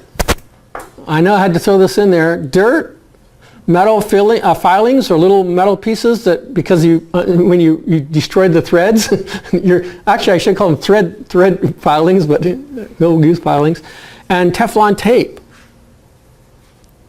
Teflon tape stuck in the actual regulator itself in the spring. Interesting idea. Set pressure creep on the delivery pressure gauge indicates a seat failure. If you have any changes in your pressure, there's something failing with that. So what should you do? I would remove the regulator, put another one on, right? I wouldn't go into fixed mode in terms of the regulator being on actually connected to the pressure or anything like that. I would totally disconnect it, get it all off, and then go with some way to fix that. Or just send it out, have it redone and returned or whatever, depending on who you work with. Most gas places, West Air and a bunch of those other places, Air Gas, they'll just give you another one. They don't even worry about it. Say, here's the right one. Something's wrong with this one. Okay, regulator failure. Pressure gauge that will not read 0 indicates the Borden tube has been damaged and the gauge must be replaced. Gas leaking through the bonnet assembly of the regulator indicates a diaphragm failure, right? Typically caused by failure to ensure the regulator is shut off prior to installing it on a new cylinder. All right, segregation of gases. I don't in depth go through all the regulators and all that stuff because what I'd like to do if you wanted to do that, I'd actually go to your lab and work on them with you to show you that because it's one of those things where visually it makes a big difference when you're actually working on it and seeing what we're talking about, then going, the bonnet, I got to capture that in my mind what that really is. But it's usually straightforward when you're actually working with it. You realize this is happening. It's like, All right, segregation of gas cylinders. Flammable, methane, propane, hydrogen, right? Reactive, acetylene, vinyl chloride, tetrafluoroethylene. Oxidizes, hydrazine, hydrogen, right? Corrosives, ammonia, methylamine, chlorine, and so forth. Oxygen, nitrous oxide cylinders must be separated from flammable by a minimum of 20 feet. Is 20 feet adequate? Yeah, you know, that's the rules. It says 20 feet. But I would say to yourself, is the ventilation appropriate in this area? Because if you have a small area that just happens to be 20 feet away from whatever, I would say if those gases can combine to each other in some fashion by use, I would seriously consider a different way to do it. That's what you have to consider. I know the rules say 20 feet, so you're just abiding by the rules, but I would probably get some detection devices, you know. And I like, for stuff like that, if I want to do parts per million, you'll read maybe like a Draeger tube or something like that, you know. And I know Draegers and Sensodyne, they are plus or minus 25%, but all I'm trying to do is getting a range. If the PEL is 100 parts per million, right, and I got a Draeger tube from 5 to 100, okay, is being 25% of that okay? I would say yeah, right? I'm not trying to get scientific data on it. I just want to make sure that I'm not creating an explosive atmosphere. All right? Does that make sense, or is that too crazy? Looking at me like, I don't know what he just said. That's okay. All right, safety data sheets. There used to be material safety data sheets, now they're safety data sheets, but I am finding that there are material safety data sheets and safety data sheets. They're both out there. So now we're living with both problems, right? The old MSDSs and the new SDSs. Why do we want to know SDSs? Well, first of all, nice thing about safety data sheets is they are consistent, but they also tell us what gases and what materials should not be stored together. That's what I really like about safety data sheets now in terms of gases. Before MSDSs, they didn't do a very good job. I got to be honest with you. You're like, well, this didn't tell me anything that I didn't already know. Now they say, in terms of parts per million, what's incompatible, how far away. So the DOT will say 20 feet. They'll say, 300 feet. You're like, whoa, what do you mean? Because that's what they're saying, that you don't want these things to even come close or in proximity to each other, and they give you a minimum rating. So the SDSs, we talk about that because it's also required for your HAZCOM training and all that. Your first aid measures and so forth, you definitely want to know that. And that's the inhalation side of it, right? Adverse health effects occur, right? Inhalation. Now, I'm not going to read the entire safety data sheet, but the things that you want to know for gases is there an inhalation hazard involved with this material? Well, most materials are, I got to be honest with you. Most gases, there's an inhalation hazard. You're not going to get away from that. And what's the PEL or time-weighted average, right? The 8-hour days. Now, a couple of different flavors of this. You have your time-weighted average, which is 8-hour period, 5 days a week. Then you have your 15 minutes, 4 times a day. And then you have your IDLH. You have your ceiling. Is that all of them? Not really. It's just a flavor of them. There's the permissible exposure limit. There's a recommended exposure limit, which is kind of like your time-weighted average, but what NIOSH did, they took it to the next level. They said 10 hours a day instead of 8 hours a day. And they base it on a 4-day. Right? Isn't that nice? I'd like to work 4 days, you know. My problem is I work 4 days and I'll end up taking the other 5 days because I'm like, never mind, I'm going to work 8 hours a day. Otherwise, I'll be working 50, 60 hours a week, no matter what. Okay, why do you want to know that? Why do you want to know the time-weighted average when it comes to gases? Well, do you want to know what you're being exposed to? You ever wonder why you get a headache? I mean, very common, a lot of gases will give you headaches. And I love it when people blame people. He always gives me a headache every time he comes around.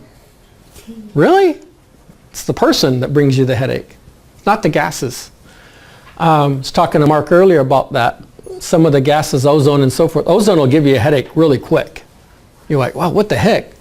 And it almost, you know, it's kind of weird. Ozone, to me, it almost smells like a clean environment. Very common after a big lightning storm.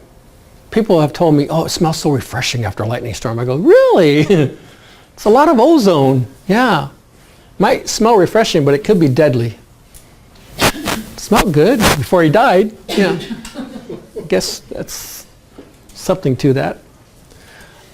So 8 hours a day, we want to know that. We want to know the 10 hours a day, the recommended exposure. What we commonly do, though, we live on the short-term exposure limit. We live because the short-term exposure limit says we can go at a higher level above the permissible exposure limit, but we can only do it for 15 minutes, and we're only allowed to do it 4 times a day, believe it or not, and there's supposed to be 60 minutes in between each exposure. And you're supposed to have a 16-hour recovery period. So it's a lot to take in. You go, I can do this, I can get away with it. I find situations where people do that continuously all day long. They never abide by the rules. It says I can only do it 4 times a day, and I can only do it, you know, for 15 minutes, and I must have a 60-minute period between those exposures. And in a lot of cases, I find folks, they don't even know they're being overexposed. They have no idea. All they know is I go home with a headache every day. And I go, that's very interesting because this material that you work with is indicative of giving headaches because it depletes the oxygen, like carbon monoxide. It doesn't deplete the oxygen, does it? It's a chemical asphyxiant. It sits there and causes problems, and you can have plenty of air in the room. Yeah, but it'll give you a headache. It'll attach to the hemoglobin over oxygen in a split second. Very common for when you're taking samples and so forth around a lot of combustion, right? Vehicles and stuff like that. If you ever sit down at the border to go into Mexico or come out of Mexico for 4 hours and you wonder why you got a headache, you can say, I think I know the reason. It's not all those guys trying to sell me stuff. It is actually the carbon monoxide. And then IDLH, immediately dangerous to life and health, you'd think, well, that's going to kill you. There's actually one before that. It's called a ceiling. Ceiling will affect you. It would be actual C. This one says that your LEL meter just went to IDLH situation because usually you use an LEL meter to detect gases and so forth. But it could be explosive really, really quick. All right, so some monitoring and gas detection equipment's real important to understand. So again, this is my go-to. I use Sensodyne and Drägers for a lot of different things because I can get a range with those. and I can take a quick check. Now, is it a continual monitoring device? No, it's not. It just tells me what's in the air at the moment. The downside of this is you really have to know what it is that you're working with. You can't just assume, right? And you go, because it could say, you're great, nothing detected at all, and that's not the case at all. You have something in the room, in the environment, that you're not detecting because it's not changing color or anything like that. But it's really, really quick, and it's fast, and it gives you really low readings and so forth. They have a lot of different ranges from 0 to 5 to 0 to 100 to 5 to 100. I look at the permissible exposure limit, and then I try to get the device that I need to fit within that range. That's how I kind of go with that. That's the quick check, the LEL meters, detection devices. Again, whatever. If it's corrosive environment, you probably want to use pH paper or something like that, depending on what the hazard is. Gases, though, you got to figure out what they are, and then you got to detect specifically for those. Some of the things that you can consider. So in this situation, centralized gas distribution center, gas generators, H2, N2, zero air, and so forth. How would you come up with those? I know we had a nitrogen generator, and it causes some problems because a nitrogen generator or oxygen generator, whatever you want to do with it, and you have to have a byproduct, right? It's taking one out of the other. So that means one's going to be more concentrated than the other if you're removing something. If you take oxygen out of air, then you already have 78% nitrogen. Now what do you have? Right? Much more. So you've created a super hazardous environment in terms of inhalation hazard. Also, when you pull the oxygen out, now you've created an explosive environment, right, with that oxygen. So things to consider in lieu of actually using gas cylinders and so forth. These are very common now, even home use. I've even found these at home. Folks who need oxygen, they actually have oxygen generators now for home use. I thought, wow. Anyways, we don't get into that, but I have some worries, a little bit of worry about stuff like that. Also, things to remember, right? Always wear eye protection when working with compressed gases. Use regulars that have both high and low pressure gauges. That's the good thing. Never refill a cylinder or use a cylinder for storing any material. Greatest hazard to a user of compressed gases is asphyxiation, right? Now, what does asphyxiation mean? Well, it could be a couple different ways. It could be a simple asphyxiant or chemical asphyxiant, which chemical is the, right, carbon monoxide that we talked about. But most common is probably the simple asphyxiant, which is the gases, argon or carbon dioxide. One of those gases that you guys use, nitrogen and so forth, that just displace oxygen. The really bad players are the ones that displace the oxygen that are normally in the air anyways. So you won't be able to detect them. You can't walk up and go, oh yeah, that's high nitrogen. No, we already smell that. It's not going to be detected with our noses.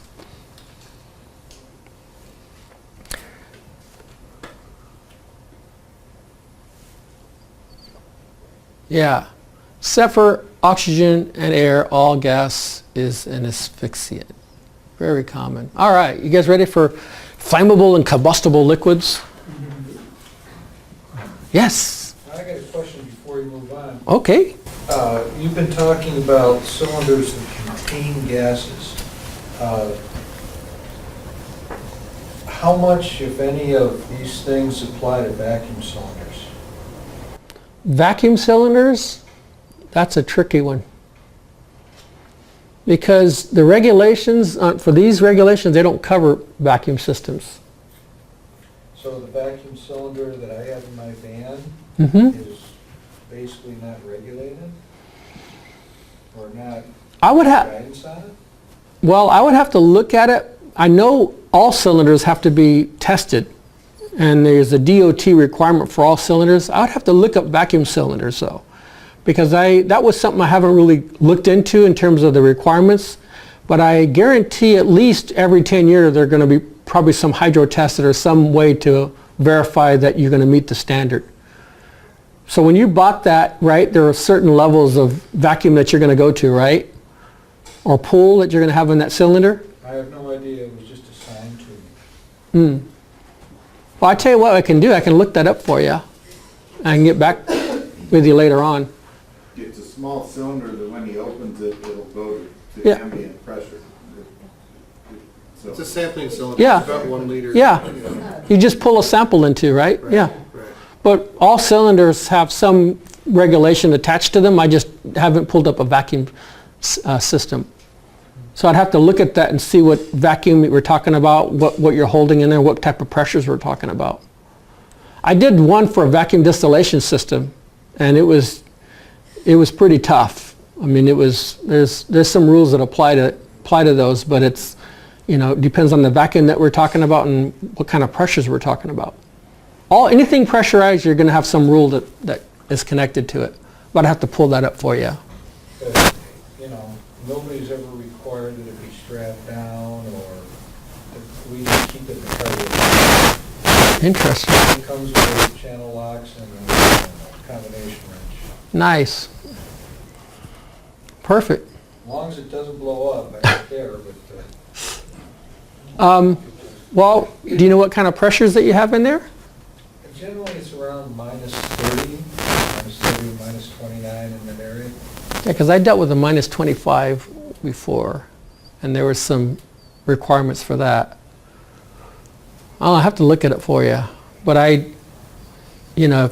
when you take the sample, right, what kind of pressures are you talking about when you take the sample? Because that's what you're bringing back, right? No, that's what it is sitting in my van right now. When I bring it back, it's going to be atmospheric. Okay, you're just going to pull a sample. It's going to be, okay.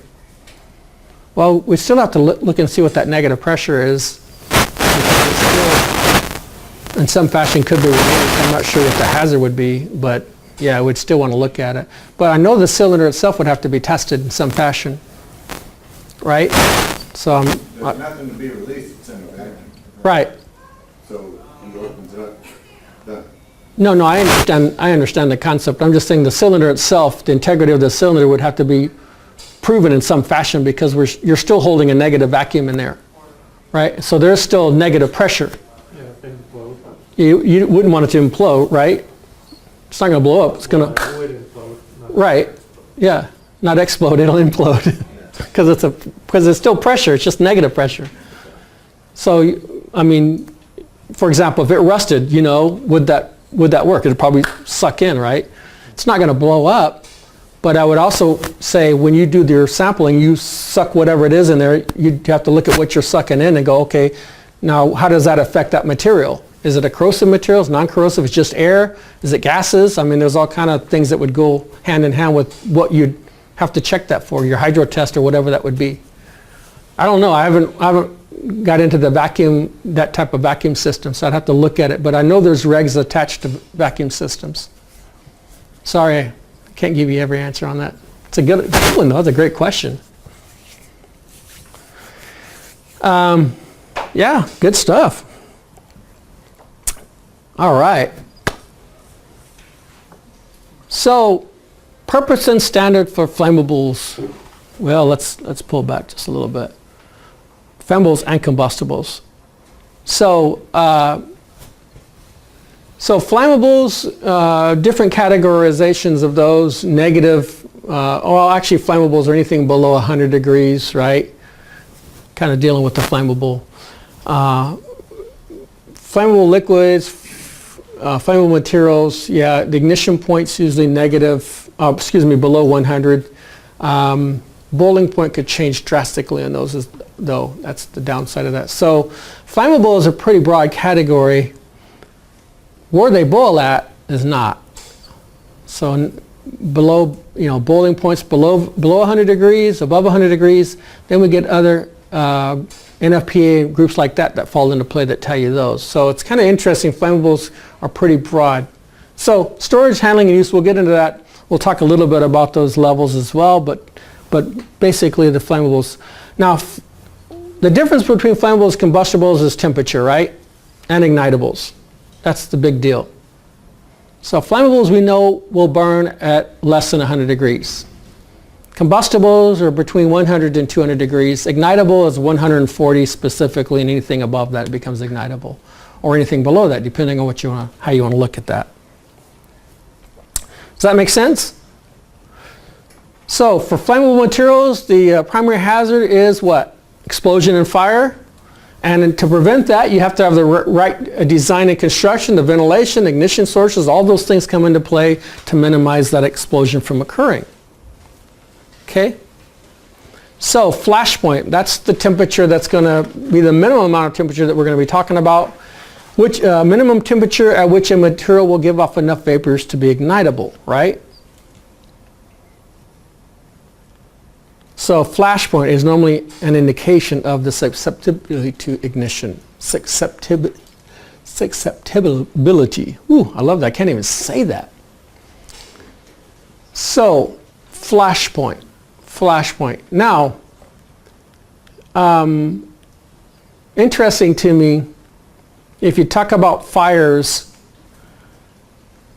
because if you ever talk to anybody from the fire department, they'll tell you, oh no, you need much more than just a flash point. They're going to tell you you're going to need oxygen, right? You're going to need a source. You're going to have a chemical reaction that keeps it going, and all those things. But I guarantee you, when there's a fire, you're not worried about any of those things. All you're worried about is the fire and getting it out. Now, you can consider those things to get it out, and when you go to put the fire out, that's going to be a consideration. Right? You're going to say, oh, well, how am I going to, well, I'm going to smother it. If I'm going to smother it, I actually did look at that thing and go, yeah, I just took one of those out of the play. I took the ignition source out, right, which is the oxygen, and I smothered it. I got the fire out. But the proactive thing to do would be to figure out a way to never have the fire in the first place, right? And that's what we want to do here. We want to figure out how to prevent the fire. So obviously, combustible liquids, any liquids having a flash point at or above 100, right? These are divided into two categories for combustibility. Class 2 liquids, flash points between 100 and 140. And then 3 is flash points at or above 140, right? Pretty easy stuff. And then there's 1A, a 3A and a 3B. And believe it or not, if you go to any company, they actually do have these different classifications. And if you guys will have the same classifications in the labs, you just probably don't recognize them as those classifications. But the fire department do. They love these classifications because they'll tell you you cannot store so many of these together, and you can't store so many of those together, and you can't store so many of the other ones together. They give you different amounts and even amounts of use. And I know sometimes we go, well, hold on, I just use a flammable cabinet. I just put all my flammables in a cabinet. Believe it or not, they can tell you you cannot store that many of those in a flammable cabinet. You go, well, that's what it's made for. And they'll argue with that as well. Yeah, novel idea. They call them different zones. They say you need to put these in different zones. All right, so let's look at that a little more in depth. Make it easier on you.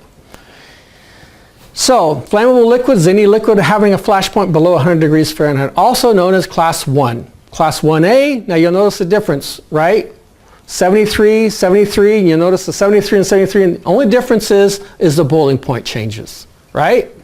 It's below or above. 1A, you got the 73 degrees and you got the lower boiling point, lower than 100. And then you got the above, 1A, 1B, and then 1C, and you'll notice the 1C is above both. Interesting idea. I know that's not very important to you guys. You guys are like, what is he talking about? But it is in terms of how you store materials in the labs. It's very important. Because in terms of a fire, this will create a bigger one, having these 1As together, because it only takes much less of a spark to get them going. That's for certain. Kind of look like this thing, right? 73, 100, 140 to 200, that's kind of gives you the visual. I like visuals, it makes it a lot easier. Then you'll notice this 1A and 1B below that 73, and it's all about the flash point, the boiling point, yeah? Boiling point. All right. So you guys got that wired, right? I can give you a test on that later on. You go, I got that wired. It's good. That's a 1B. I know you're like, don't give me a test. That's not right. Okay, safety cans. Using the right container. Is that important? Wow. I love safety cans, but I am amazed how many times safety cans are compromised. Number one compromise for safety cans is the flash arrestor. Why people pull a flash arrestor out of a safety can is beyond me. I don't know why they would do that, but that's very common. And normally when you look in this can, believe it or not, right inside the lip right here is a flash arrestor. And so when you fill the safety can, you have a little splash, you know, because of that. And so people don't like that splash. So they'll open this up, pull that little flash arrestor out, fill it up, and then not put it back in. Then what happens when there's a fire? Safety canvas now. It's not a safety can no more. It's just a container holding a large amount of whatever material. That's exactly right. It's not safe anymore. Guess what the fine is for that one? If you're going to deal with fire or the OSHA. They have both different levels. OSHA has a $70,000 one, and the fire department will close the business down. Tough group. And they call you guys tough. Wow, yeah. You say you should be over. I'm a friendly group. What are you talking about? Why? Because now you've compromised the safety can, and now you potentially cause an explosive situation because you did that. The guys that I think take it personal is the fire department, because they go, that is a fire department rated, that's a safety can. And you'll notice on these cans, they'll actually have an FM Global certification on there. FM Global certifies safety cans. And they certify cabinets. I thought that was really interesting. They're an insurance company. They say, if you do this right, we'll certify it. What does that mean? Nothing. Because the fire department don't really care. They just go, that was wrong, and they'll get you. I know you guys would never do that, but believe it or not, you could buy safety cans that aren't safety cans. You have to be careful for that too. It's like you can buy a gas can outside your business that you can't buy a gas can and use it inside if it's a plastic. But you can go to probably Walmart, any other big store, and buy gas cans that are made out of plastic. You can't use them in companies. It's the most interesting thing to me, how they could sell something that you can't technically use in businesses because of these requirements, these storage requirements and so forth. Not to mention somebody's going to have that in their home garage probably and breaking down over time. All right. Next to the water heater. Right next to the water heater. That's perfect. That's you got a perfect storm right there. So some of the requirements, approved container 5 gallons or less, spring-loaded closing lid with a spout cover designed to safely relieve internal pressure when subjected to fire exposure. Now, it does release, but it won't explode because of that cool little device. Almost looks like a little spring-looking thing on the, but it's just a metal mesh. It's really interesting with a bunch of holes drilled into it. Just arrests, doesn't allow the flame to go into the container. That's what it stops. I think cars actually have them too. They're just further down into the pipe. That's why you can't siphon your gas out anymore. It used to be you can siphon gas out of containers. Now you got to get around that little device for that to work. So, ventilation as specified in the section for the prevention of fire and explosion, consider it adequate if it is sufficient to prevent accumulation of significant quantities of vapor. So I know you can look at flame, fume hoods and all the requirements, and there's a lot of requirements. You 100 feet per minute, 1,000 CFM, there's a bunch of requirements. But unfortunately, I would love to be able to say that's enough to evacuate or remove all the contaminant, but that's not always the case. Sometimes you have to do, your own check, monitoring. Let me check this. Let me make sure that that amount is being removed. I remember dealing with the situation one time where the fume hood exploded, blew up, because there was methanol built up in the fume hood. Fume hood worked fine, had the 1,000 CFM requirement, all that, but it doesn't mean it was evacuating enough methanol to prevent it from blowing up. And it definitely blew up. Bad day for a lab operator, that's for sure. It's the last thing you want your lab to blow up. It's not a good career move either. It's hard to put that on your resume on the next job. I blew up a lab. We made it out, that type of thing. Building kind of blew up, but hey, I'm here. It's hard to justify that as well. So needless to say, adequate ventilation, I push that because, just because the manufacturer says it'll do the job and it may do the job that it's intended for, but the amount of stuff that you're working with may not be obviously overwhelming to that device. You have to consider that. You can really easily find that out. LEL meters or something like that could tell you right away if there's an explosive environment.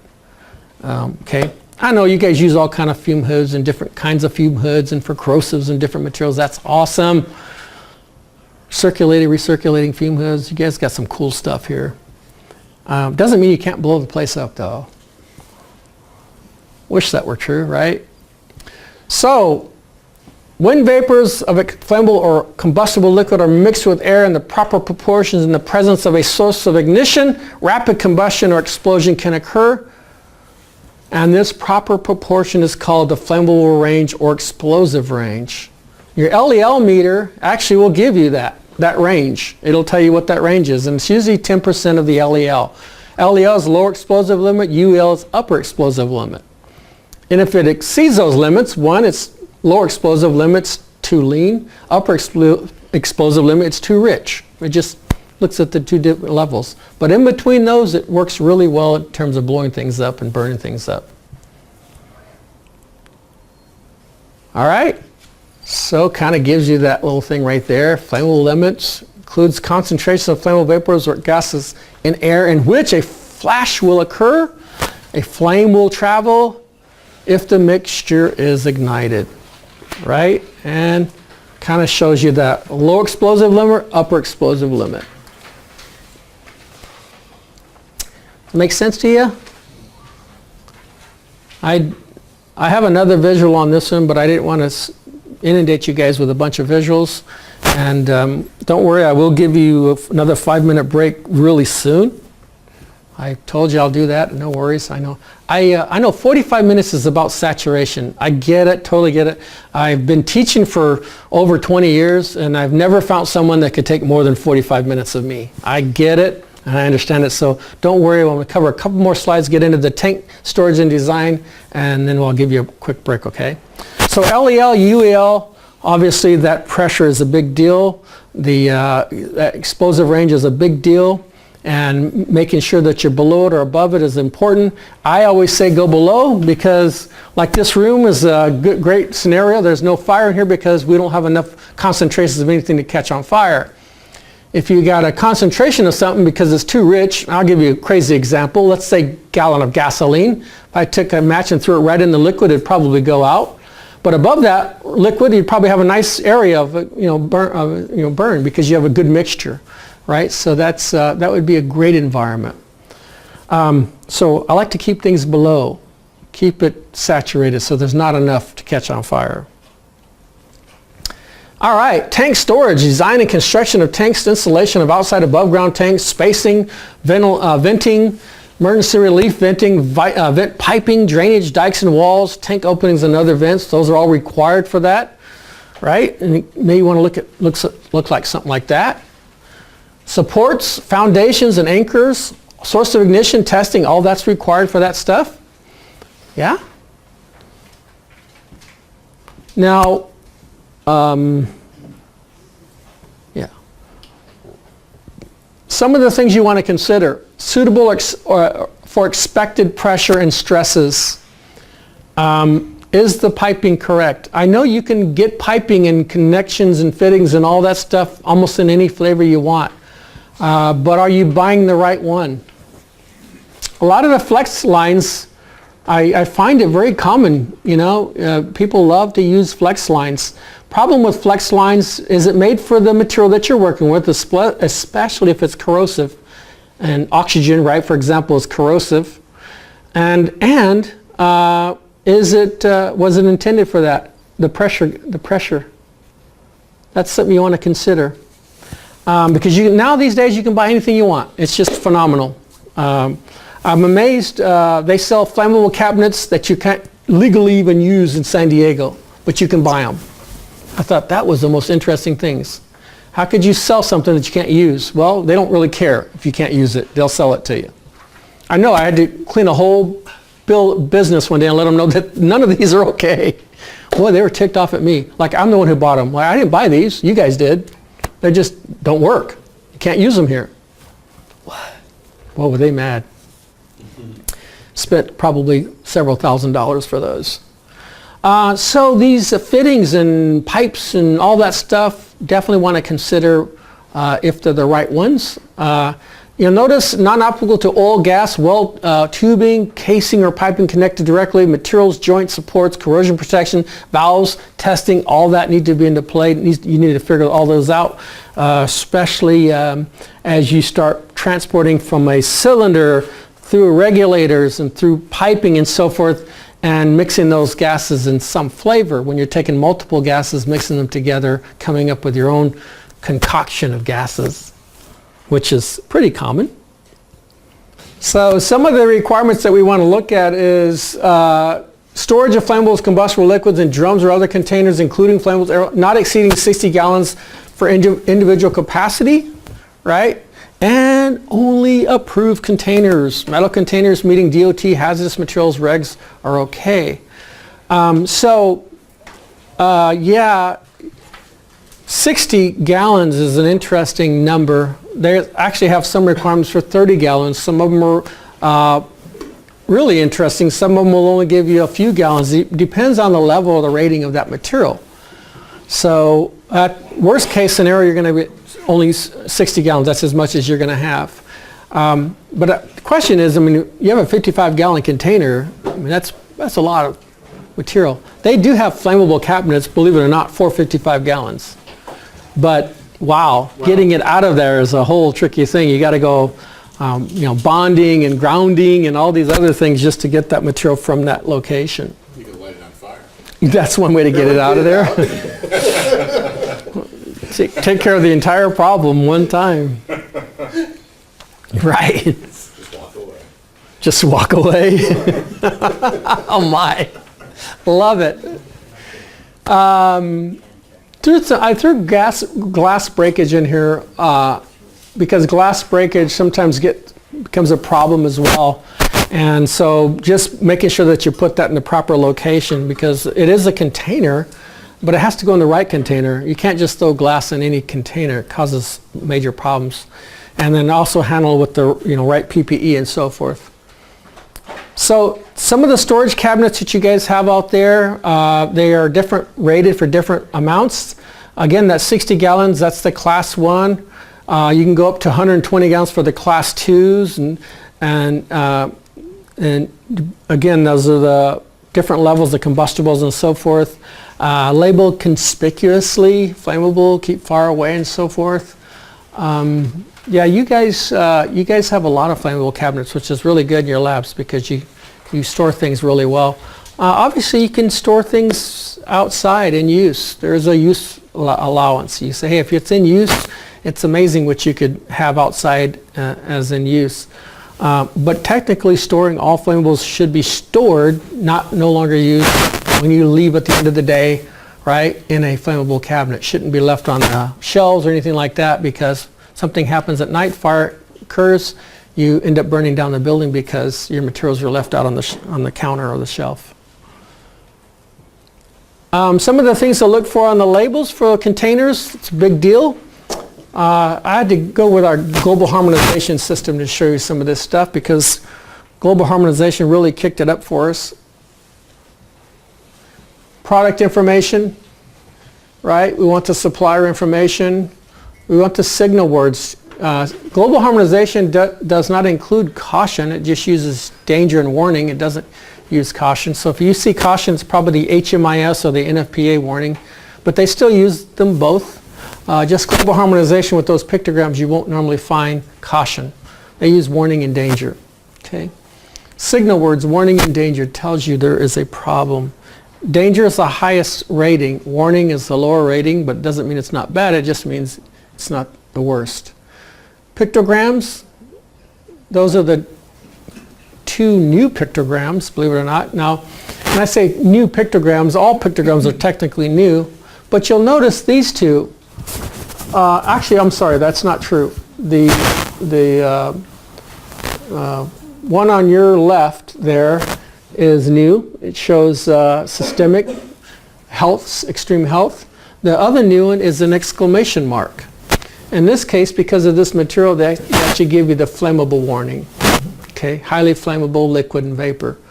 But the exclamation mark, I think we're going to get into that, is the new one as well. Physical hazards, irritants, and stuff like that.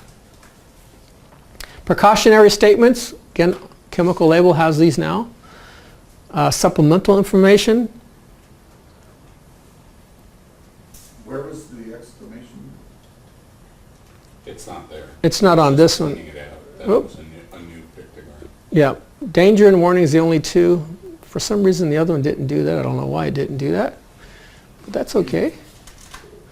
It gives you the specific areas it's going to cause some damage to.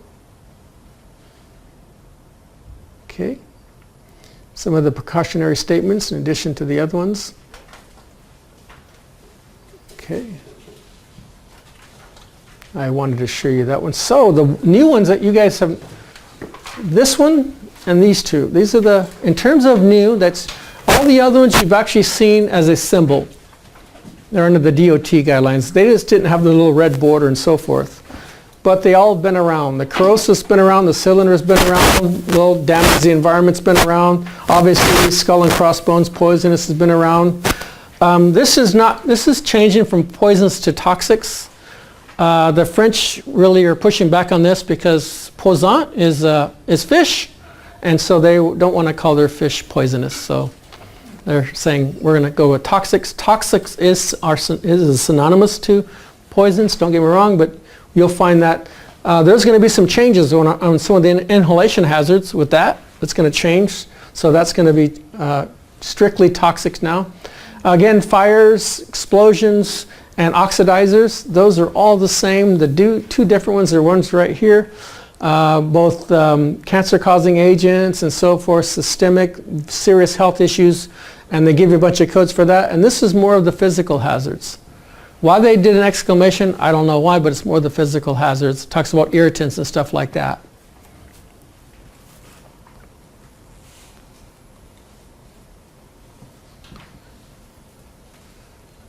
So obviously physical hazards, you're explosive, oxidizers, self-reacting. I got, right? Just flammable in general. Corrosives, cylinders that have compressed gases. All right. That's where I was getting to. Harry, give you the stuff. You guys have covered those over the years. We've always talked about that stuff. What we didn't talk about are these two right here. Actually, it's interesting because you'll also find a code associated with these. There's S codes, P codes, there's different codes that are assigned to these that tell you what's going to happen. A lot more detail than an original material safety data sheet. The new safety data sheets give you much more insight information. So, acute toxicity, right? Skin corrosion or irritation, serious eye damage or eye irritation, respiratory or skin sensitization, germ cell immunogenicity, carcinogenicity, reproductive toxicity or teratogen, specific target organ toxicity, and aspiration hazards. New stuff. Not new in terms of what happens, new information that they tell you. It could probably scare you a little bit because they didn't use that terminology before and you're like, what? So when you see these two pictograms, you can definitely dig and find out what in the world and why in the world did they put these on there. Because the hazards are very different. So let me explain a little bit more. These did not even exist. They didn't get to these levels in the MSDS. They only gave you the physical hazards. They never broke it down to systemic or organs. They'll tell you liver damage, but they won't tell you what type of liver damage. These will tell you the liver damage, what will happen. So the degree is important, right? You want to know something, I want to know the degree, right? How much, I know they'll tell you there's a correlation between the PEL and so forth, but these will actually give you the degree, which is important to me. Okay, some of the labeling requirements that we want to use, there's different flavors of labeling. Well, because OSHA requires it under their hazard communication standard. What gets us in trouble is not products, that we buy, it's the things that we, label. We take the products and we make our own juices and then we set them on the shelf and then they're not labeled anymore. So what we have to do is figure out how to label those materials on our own. And so a lot of the systems that I find most places is what's called HMIS, or Hazardous Materials Identification System. It's kind of like NFPA, with the different colors.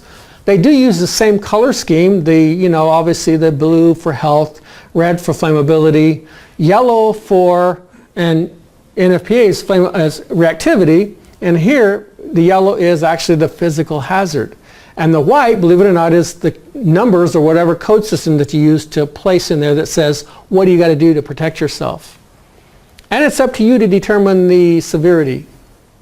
It's kind of a weird system, but that's the way it works. They kind of left it open for us. The standard says we have to have these three things: name, signal word, and hazard. That's what the OSHA standard says you got to have on your labels. The different flavors of putting it there is kind of up to you, what you guys want to use. I recommend HMIS because it's a very easy system. It uses that color scheme right there to do it, and you end up with something that looks like this, right? Flammable solution, acetone. Now what's missing? There's one thing missing. Oh my, you guys are not even passing it. Signal word, very good. Yeah. We got acetone, kind of qualifies. We got flammable. Is flammable a signal word? That's exactly right. A signal word is caution, warning, danger. That's exactly right. Those words are defined in a statute someplace? OSHA defines them. So instead of the required item being signal word, shouldn't it be required item being a specified signal word or something? Because to me, It is. Under the signal word, and to me, flammable signals to me that it's flammable. Right. So strictly by what you've got up there, that signals me that it's flammable. Well, when you say flammable, that's definitely tells you that the stuff will burn, right? But the signal word is caution, warning, or danger. In fact, caution's actually going bye-bye, so they're going to be using danger and warning. So under the OSHA standard, they actually say if something will burn at 20 degrees, you have to say danger. 20 or less, it actually says danger for flammability. So that's actually on the SDS. So you have to look at the SDS to get a proper label. So what happens is people will use their own knowledge and go, oh, I'm going to label something, and this is very common. They'll label it just like that. That's very common. But the thing that's missing is the actual signal word itself, danger, right? You want to tell somebody there's a danger involved because it is a flammable. And if it is a flammable, it would meet the requirement of less than 20 degrees, so you know it'd have to say danger. So couldn't you just put danger on everything? No, because it wouldn't meet that criteria because it may be warning. Danger and warning, because depending on corrosivity or flammability, each one of those materials has a different level that it would burn or it would corrode. Okay, but when you started this particular part of the discussion, you were talking not about a product that you buy from a supplier, Right, but something that you make in the lab. right, Maybe, I've worked in the lab for years, but they make something. right. There's not going to be an SDS for that, because you made it yourself. So, What do you use for a signal word? well, what I normally do when, No SDS to go to. yeah, so what I normally do is when I put my solutions together and I come up with it, I kind of do it the way that Tosca does it. They say, look at the first three ingredients, the highest concentrations of those ingredients, and use those properties.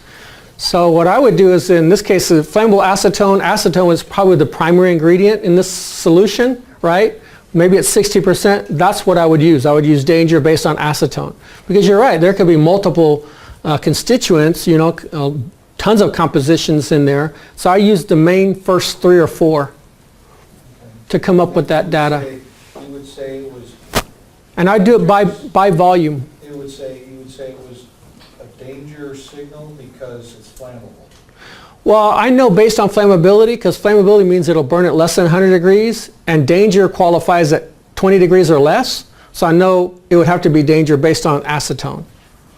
But it could also be corrosive, right? Highest, you know, if you're using a corrosive material, is it enough corrosivity is based on pH or whatever to qualify as danger, or would it just be warning?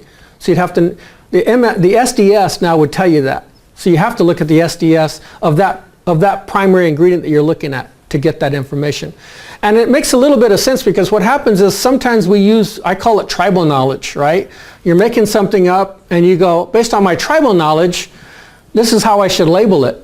But when you look at the SDS, you go, hold on, how did you come up with that data? Because the label says, or the SDS says, you know, this material, which is the primary ingredient, would say danger. And in some cases, it wouldn't even say flammable. It would say combustible, even though acetone itself would be considered a flammable, because when you buy it in that concentration, it would be flammable. But what if I diluted it? It just happens to be a constituent. So that's why I kind of work on this a little bit, because a lot of the labs, I mean, it's very common to go into a lab and, you know, you make your juices all day long. And I walked into a lab and I've seen hundreds of juices. I call them all juices because, you know, there's different things. And so when you're with an inspector and they go, well, what's that? And you go, well, it says, you know, and you're trying to identify it because of the composition, and they just start writing you the ticket.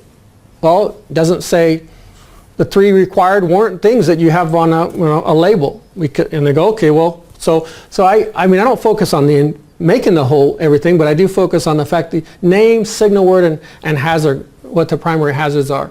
In this case, you know, that would correlate, the 310 would correlate really well with acetone. But I mean, it could get terrible. I worked with Tosca before creating an MSDS for a material. It was horrible, because of all the testing and stuff that we had to do to make sure that worked. It was not a fun day. So this labeling, I push a little bit because I find it, believe it or not, I find this very common. And actually containers like that over there, you can barely see it, but those containers, I actually took a picture of containers to say, you know, what is this? You go, I don't know what that is. You're right, nobody knows what that is. Other than acetone. Got a little bit of acetone in it, but it's corrosive. You can't get it on yourself, it burns your skin. Anyways, didn't want to create a lot of problems there with that, but yeah, you know, the new flavor that's coming into place with this labeling and so forth is those guys. That's the new flavor, and that's using the right pictogram for now. Adding to your new labeling scheme. That's going to be tricky. I haven't been beat up really bad so far, not using the pictograms, but we know OSHA's already adopted this rule, and that's something that's going to be happening in your labs. So I just wanted to give you a little heads up that according to the rules, this is supposed to have been done already. All the adoption is supposed to have been taking place. We're supposed to have all the rules in place. And technically, we're supposed to use the right pictogram for our labeling scheme as well. That's in addition to those 3, or? Right, exactly. In place of that? It's not in place of, it's in addition to. You'll find it actually on Product Now. In addition to the NFPA, you'll see the pictograms and everything. So what's happening is, the question is OSHA okay with us using the just 3 primary, you know, that they've been talking about? Well, according to the rules, they haven't really going out there beating people up, but they said technically we're supposed to add the pictogram, right, the primary pictogram anyways, of whatever that solution may be. And that gets really challenging, I gotta be honest with you. I mean, I worked in labs where we have hundreds, literally hundreds of different mixtures. And some of them were such a small amount of the original, you know, composition that it would be so challenging to come up with the right pictogram to really denote it. So it's not an easy task, but I don't want you guys to leave today and go, hey, Dave didn't tell us about, you know, what was coming up, because this is what's coming up. So in addition to our secondary labeling system, the NFPA or HMIS system, that global harmonization system also is coming into play now. So sorry for the bad news. I'm just the messenger though. I didn't create this stuff. Just trying to give it to you in a way where it makes sense. So that pictogram is associated with the actual hazard statement, okay? A pictogram is associated with the hazard statement, okay?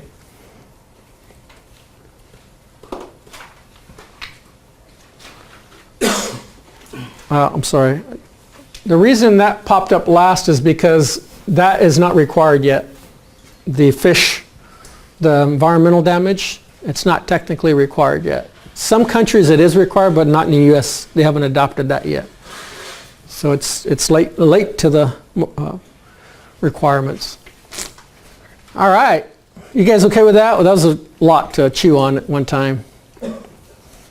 So my relabeling system, you buy these cool HMIS systems that you can buy, label everything, and software comes with it with the SDSs and everything, and then you go, where's the pictogram? I don't know. Well, that's the piece that Brady and those guys need to figure out.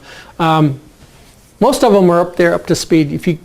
Brady, they do a lot of labeling systems. They actually sell these labeling systems and so forth. They actually have these pictograms now as part of their labeling system, but it's a little challenging to plug them into the new labeling requirement for containers. Okay, inside storage rooms, right? Constructed and wired for potential hazard, must be ventilated, complete change of air at least 6 times per hour, and aisles are necessary. Storage rooms that have hazardous materials, well ventilated.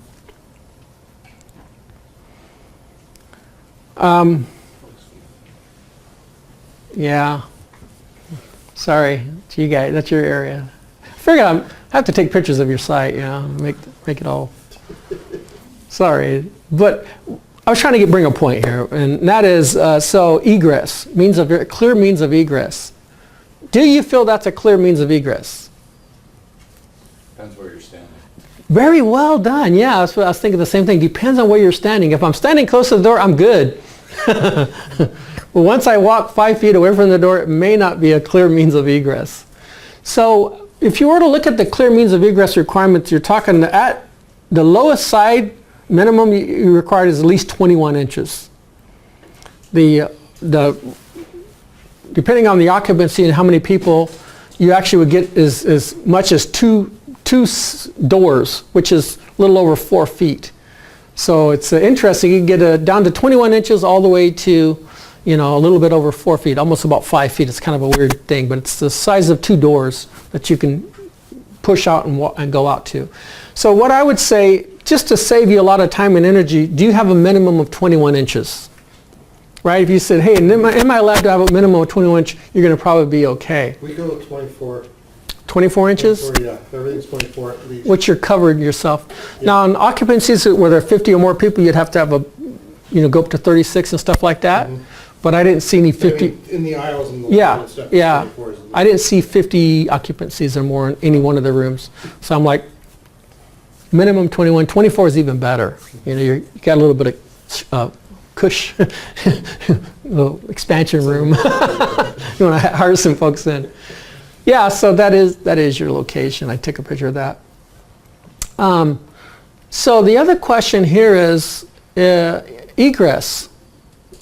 Let's just say a fire happens and you're working in that room right there. Do you know where to go if there's a fire? Yes. Yes. And just like the airliner briefing, the nearest exit may be behind you. It's behind you in that picture. So. Right. Yes. I took a picture at the exit. I knew where it was. It's right there.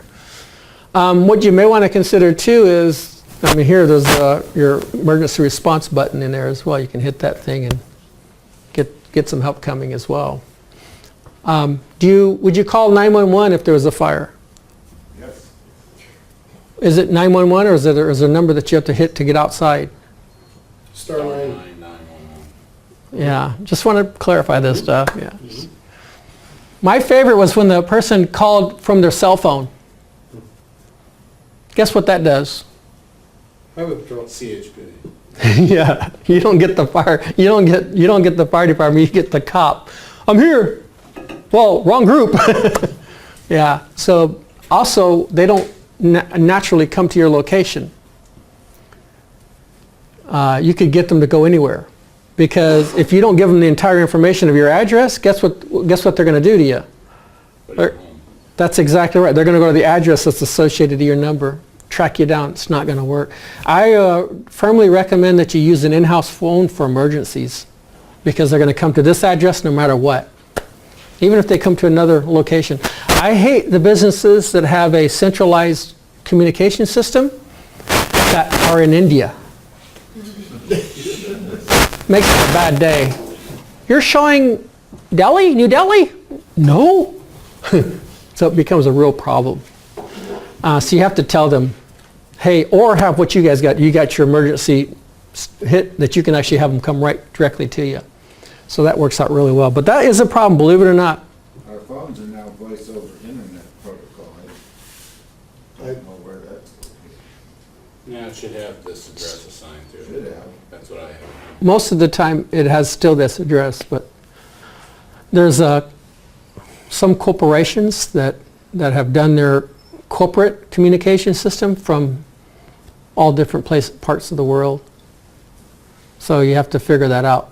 What location are you at? And they actually show up 40 or 50 different locations. Which one are you at?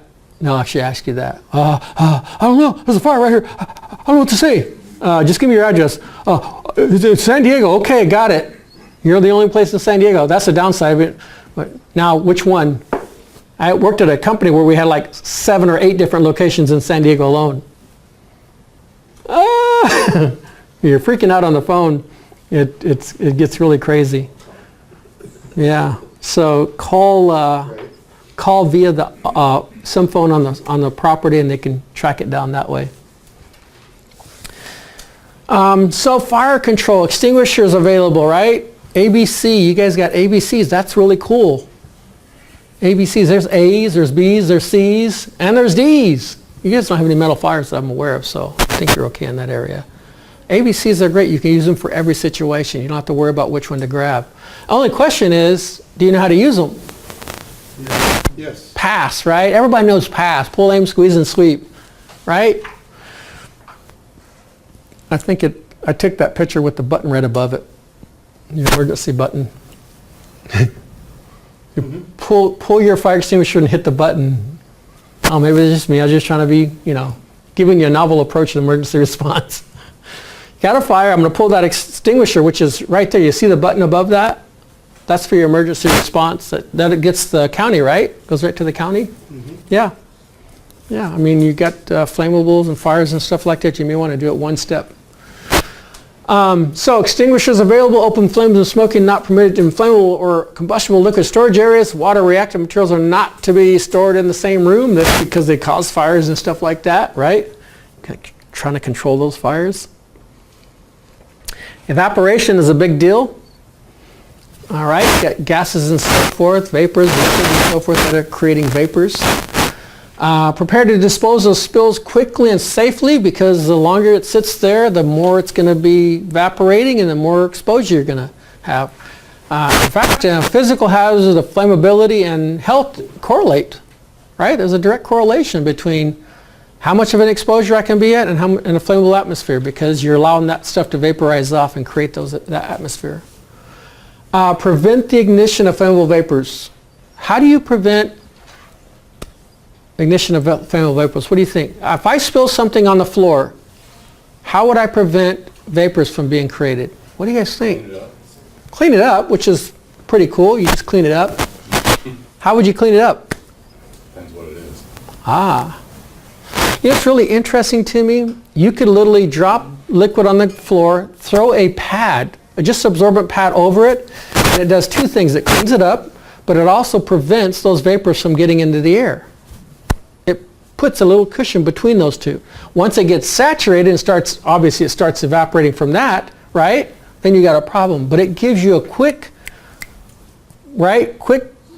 that difference between the the oxygen and the actual source, it takes care of one of those three items in that tetrahedron, right, for flammability. Yeah, and it's really easy, quick and easy. What amazes me is when somebody will not use something like that. They will start using a pig sock, right? The round pig sock. They call them pig socks. I don't know why. And I go, well, why are you using the pig sock? Oh, because I want to contain it. Well, you're containing it, but what are you allowing to happen? Evaporation. It's still evaporating, and the correlation between flammability and health still exists. You haven't changed that at all. You want to get something on top of that right away to prevent those vapors from being created. And it prevents, right, the fire. Two things. Yeah, ground and bond containers to prevent against static electricity discharge. So if I have a 55-gallon drum that I have in a locker, flammable locker, and I take a pump and I put in that drum and I dispense it into a container, what could just happen if you don't ground and bond those? Static electricity. Explosive. You just created an explosive environment, yeah. Grounding is important. Normally we just ground the whole flammable cabinet and we're good to go. But the bonding is the thing that people fail with. Bonding is where you take a wire from the source, which would be a 55-gallon drum, to the container, connecting them so that you can't spark out. You can't use yourself. People go, I'm putting myself out. Not really. We're not very good grounds. If we have a lot of electricity, we're pretty good grounds, but not with small amounts. We're not very good at grounding. We're pretty dense. Fat, I'm not sure what it is, but we don't play very well when it comes to grounding. So the spark will exist. That's why we're really good at sparking people, right? You'll walk across the carpet and you'll reach over and pop somebody. You didn't ground that out. You just let it loose on somebody else. So if you think you're a good ground, you just prove you're wrong. And somebody's mad at you now for that. Getting shocked. Hey. Sources of ignition: open flames, lighting, smoking, cutting and welding, hot surfaces, frictional heat, sparks, static electricity, mechanical, spontaneous ignition, chemical and physical, chemical reactions, radiant heat. All those things come into play when it comes into fires. You guys work with nitric acid? Oxidizer? I had no idea that a small amount of diluted nitric acid could cause such problems, but I remember working with it in a container. I spilt a little bit on a cart. The cart was had a wood floor, and within a couple minutes it was on fire.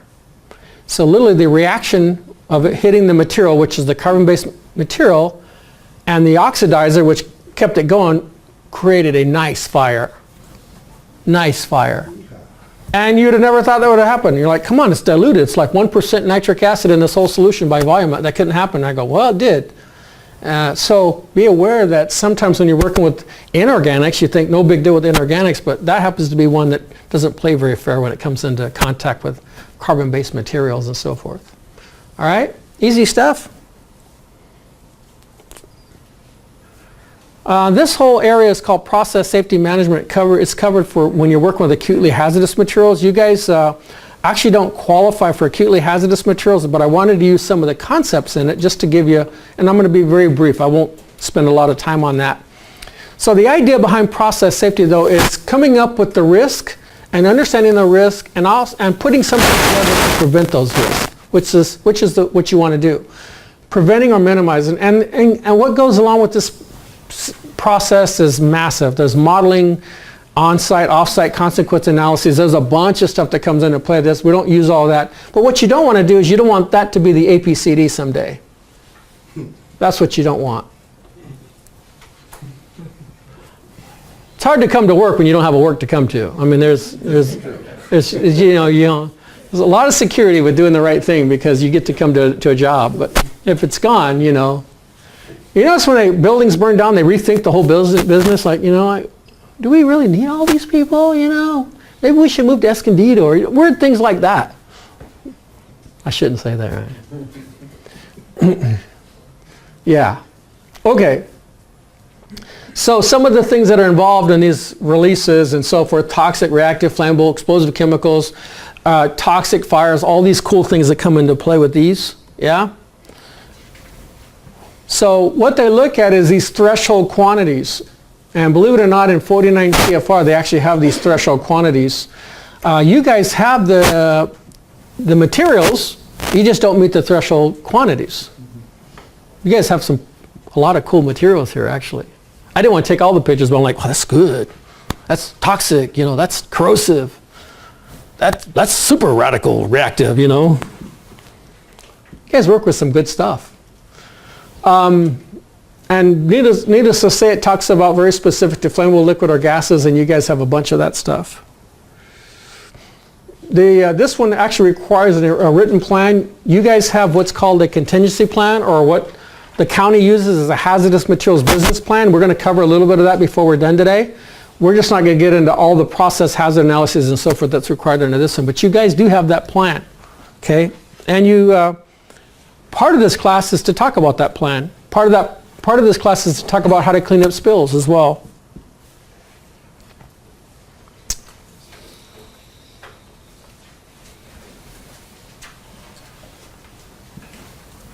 Okay.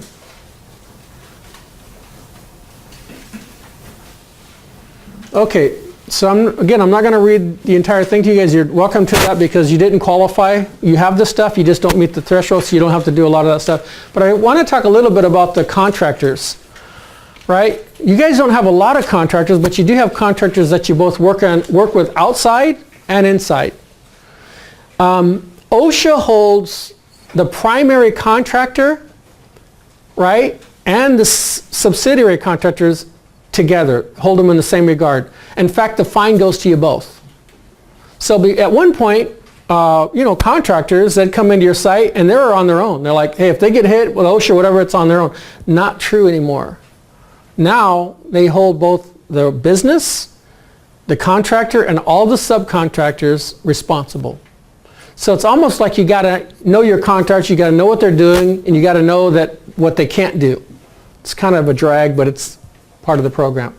So all the employer responsibilities, obtain, evaluate information regarding the contractor, safety performance, all that cool stuff. Inform contract employees of the known potential fires, hazards, and everything of your site. Hey, you're coming in here, I want you to know this is what we do here. This is the type of chemicals we have here. These are the things you need to be aware of. If there's an emergency, this is what you need to do. So it's a lot of responsibility. You're like, what? Yeah, you got to tell them all that stuff. It could be worse. You could be an ITAR facility. ITAR is an International Traffic and Arms Regulations. It's a facility where they now have to go through a whole bunch of other requirements that you can't even take the people and see certain things. It's just a crazy thing, but very common to a lot of the businesses in San Diego, believe it or not. So your responsibility, bringing people in, explaining to them the hazards, explaining to them the emergency response. What would I do in emergency response as a contractor? Well, if you heard the alarm, you'd go outside and you'd wait out here. Would a contractor know that? What do you think a contractor would do if they showed up at your site and there was an emergency? Leave. Some of them just leave. They would leave, guaranteed. I'm out of here, I'll come back when it's safe. And guess what happens when they leave?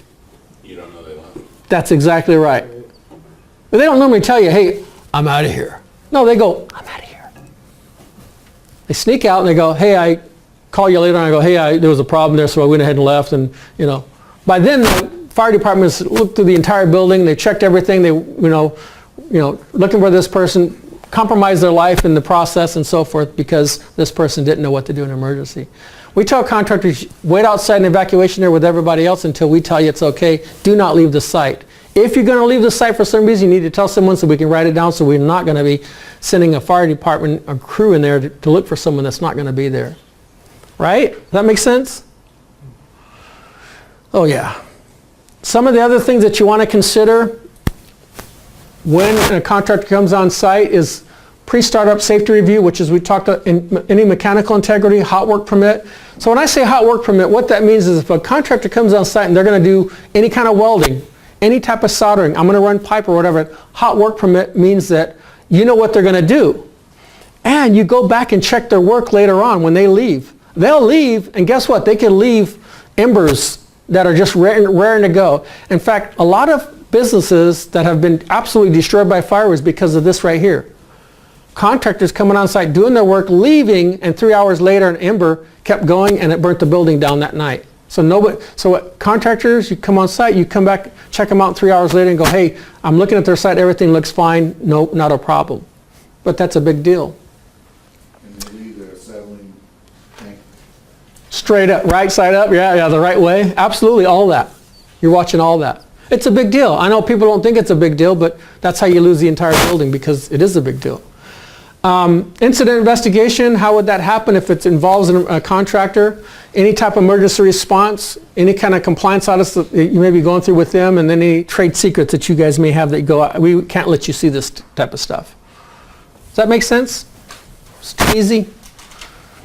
Let's see what time. We're doing good on the time. You guys, what time does this go till? 3? I'm kidding. I just want to get a response. Just want to make sure you're not asleep. Not us. The other group. It's till 6 p.m. 6 p.m. That's what I'm thinking. You're ready to throw something at me. I'm going to duck over here. No worries. We'll get you out of here by 12, right? That's the rule. So HAZWOPER, Hazardous Waste Operations Emergency Response. Mark and these guys, Dana, you guys went to HAZWOPER 40-hour. You got your 40-hour technician level.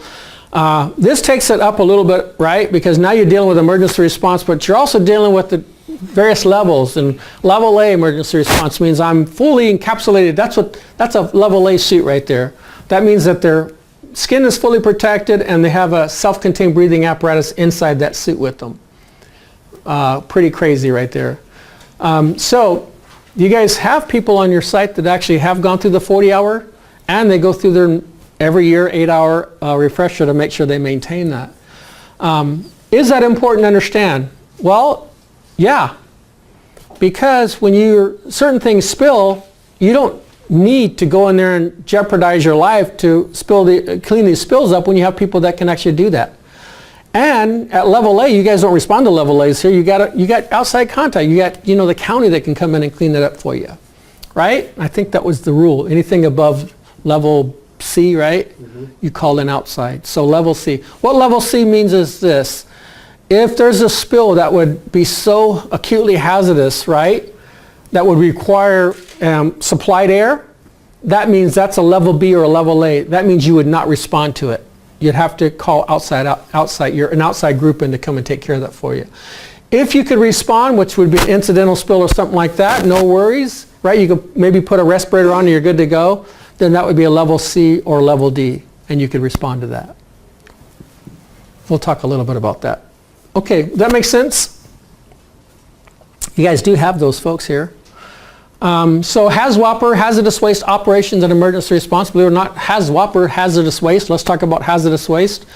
Satellite accumulation. When you guys generate hazardous waste here, I know you guys do generate hazardous waste.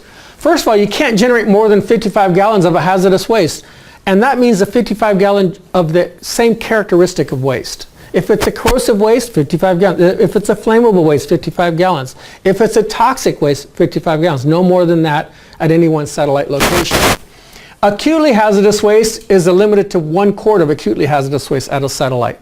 The beauty of a satellite location is this. You have 1 full year to fill that container up.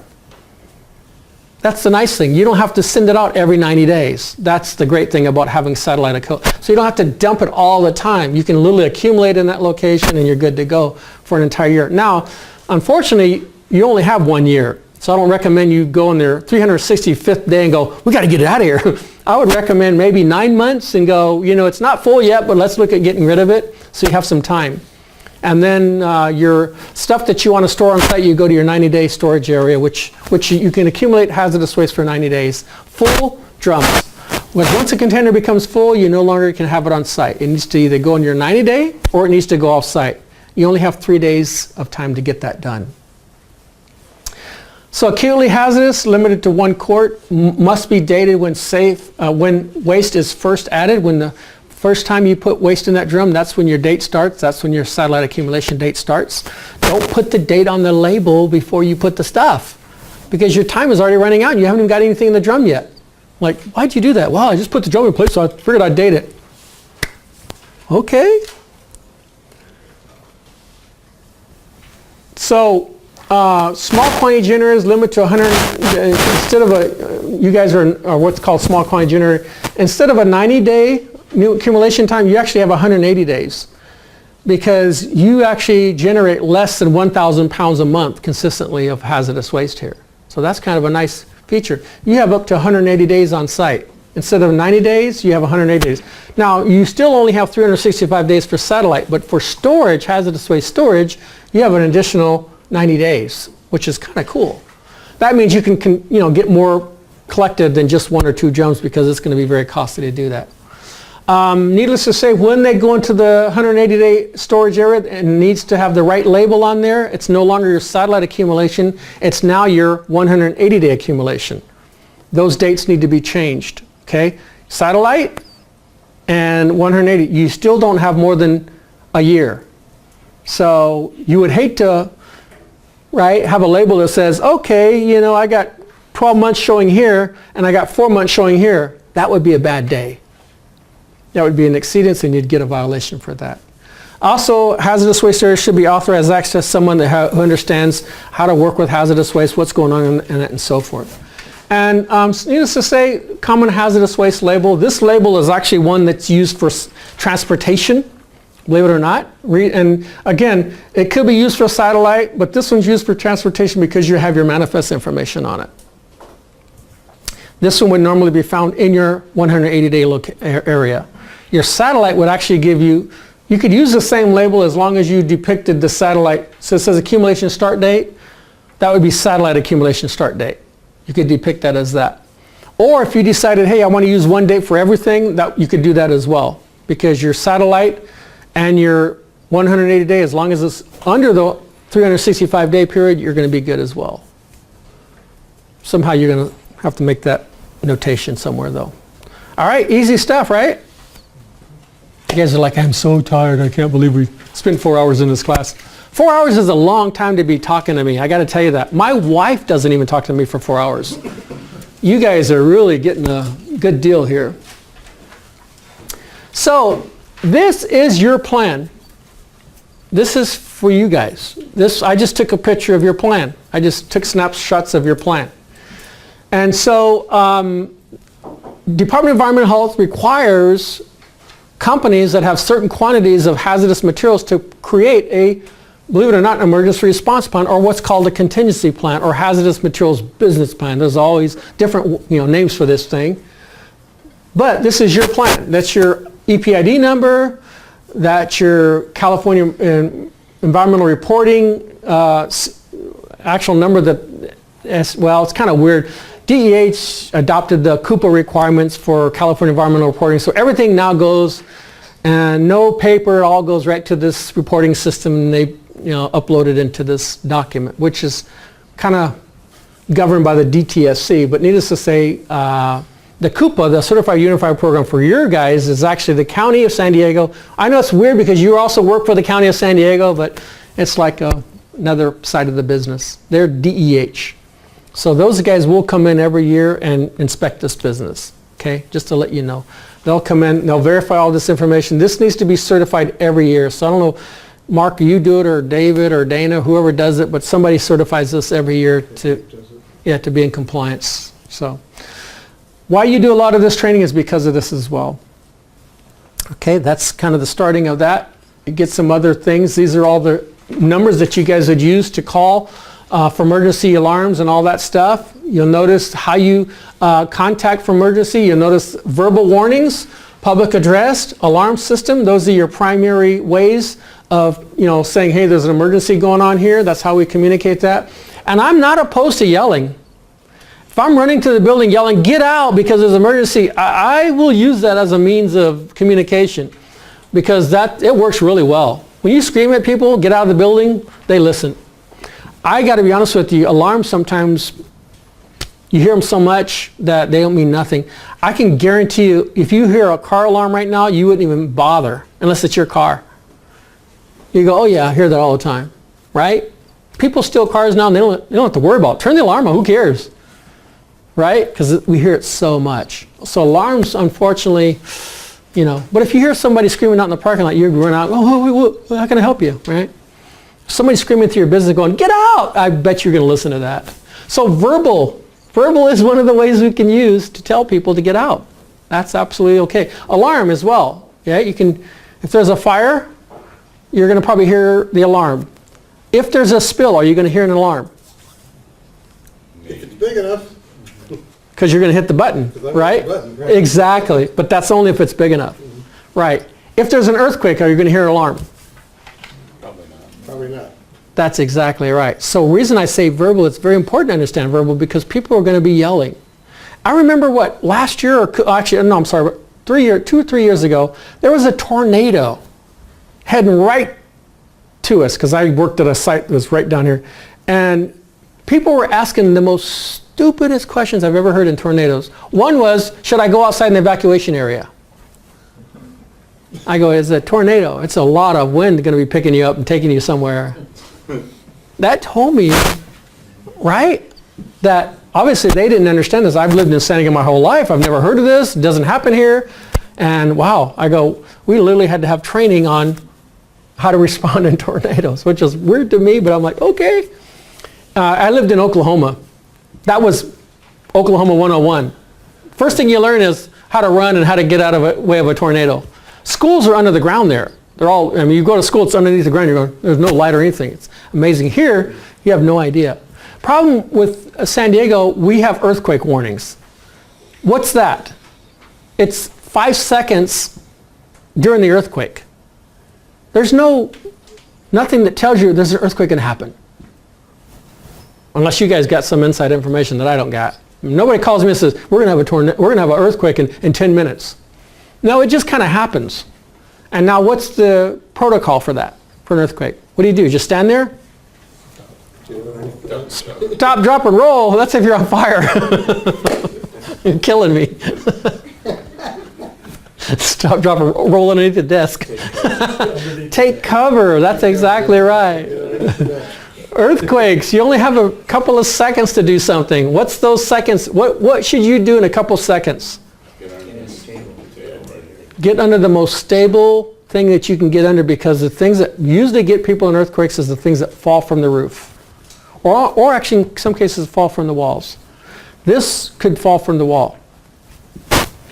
Imagine working in the lab, we have 4 or 5 cylinders. Would that be a concern in an earthquake? I would not want to be in proximity to a cylinder because I would not know if that thing was going to let go of the strap and so forth and fall over and take off. So even in that kind of environment, you may want to consider where would I go in an earthquake working in a lab situation where there are cylinders involved. You have to consider that. Anyways, I'll leave you with that. Well, here's all the phone numbers that you guys have for your emergency 911s and all that stuff. You have everything in there. You got Coast Guard, Cal OSHA, EPA, Regional Water Quality Control Board. You got everybody noted on there. Don't worry, they have. Oh yeah. Exactly. Exactly. So some of the things that you do have for emergency response, this is your equipment list. Emergency containment and cleanup, that's what you do. Absorbent physical barriers, right? Automatic fire suppression systems, stop process center operations, right? Shut off water and gas and all that. You have all that. Call 911, notify and evacuate persons, right, in threatened areas. Account for evacuation persons, right? That's why we say stay in the evacuation area. Don't leave because we have to count for you. And then use cleanup materials to get the job done, and then provide safe temporary storage of emergency generated waste. Because I know in emergency response, guess what happens? You end up with a bunch of waste because that's what you're cleaning up. You have to figure out how to take care of that in a legal manner. All right, easy stuff. Evacuation, did you guys know there was horns and sirens here? Oh, yeah. There is, Oh, yeah. and they're loud. Yes. A nice thing about those, they're not common.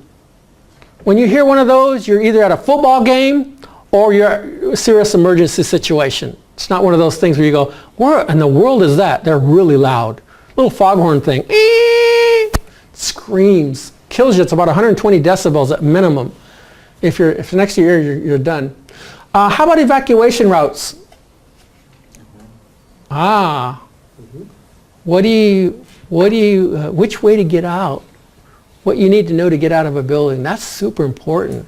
And that's obviously not just based on you working here.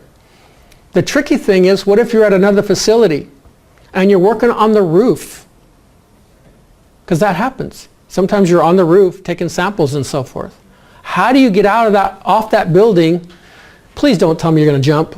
How do you get out of that building? A helicopter. I'm going to call for a helicopter. Well, good luck with that. Yeah, novel approaches. Coast Guard's not going to show up in every event, believe me. How do you get out of that building? And what's your primary route? What's your secondary route? I know, because I've worked with a lot of source testing and stuff like that. You're on roofs, you're in places where you go, I need to know how to get out of this place. Sometimes there's only one way in, one way out, and those are bad days, because if that's blocked, right, something goes wrong, you're like, how in the world do I get off this thing? Something you got to consider. That's part of this plan. Not just here, it's when you're working out there. There's only one way to our roof. What's that? There's only one way to our roof. One way to your roof? That could be bad. So there's only one way down? Well, we have a small crane, maybe you could lower it and shimmy down the cable. Well, if there's only one way down, what I would do is I would highly, I would recommend that you always make sure that that route is never impeded in any way. But if the fire's there, If the fire's there, you'd have to figure out how you're going to get off the building without jumping.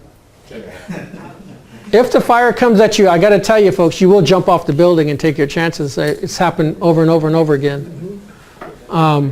So in cases like that, it wouldn't be a bad idea to say, what could we put down that you could jump on?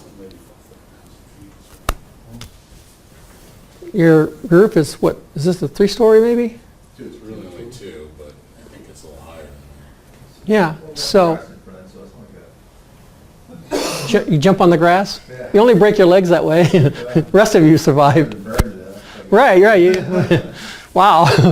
I would tell someone to drive their truck over or something else and then jump, but I don't know. Maybe part of your emergency response would include something like that. If I needed to get off the building, out of the building from the roof, what would that look like? that. Ain't going on the roof. Problem solved. There you go.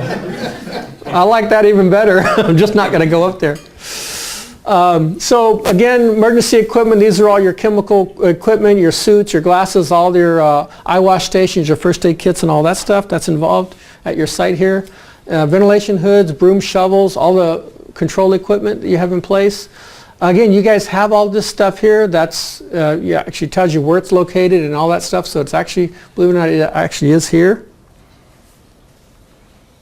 Okay.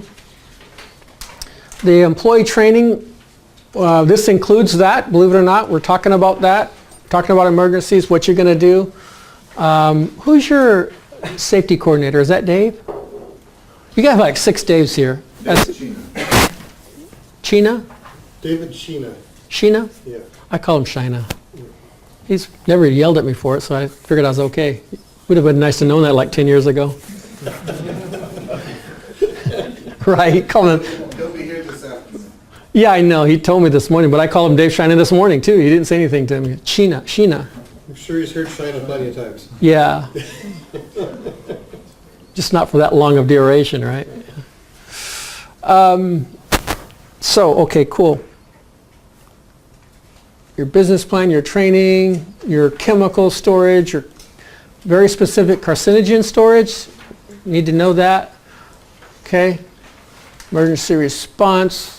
That's actually a picture of your eye wash station. That's a really good one. I like the idea. You can wash yourself off completely there. If you have a situation where you're exposed and you need that shower, remember 15 minutes. I know you're tempted to jump in, jump out. Why 15 minutes? If you have enough chemical on you to tell you I am burning, right, you need to get in that thing for 15 minutes and at least a minimum of 15 minutes. Believe me, I had a guy one day, he was drenched pretty well with nitric acid.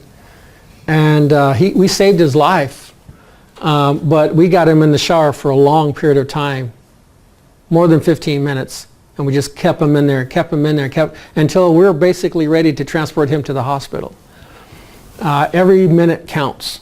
You'd be surprised how much water comes into play and in favor when you have chemicals on your body. Okay, dilutes the skin, gets the skin things to come to the surface and washes them off.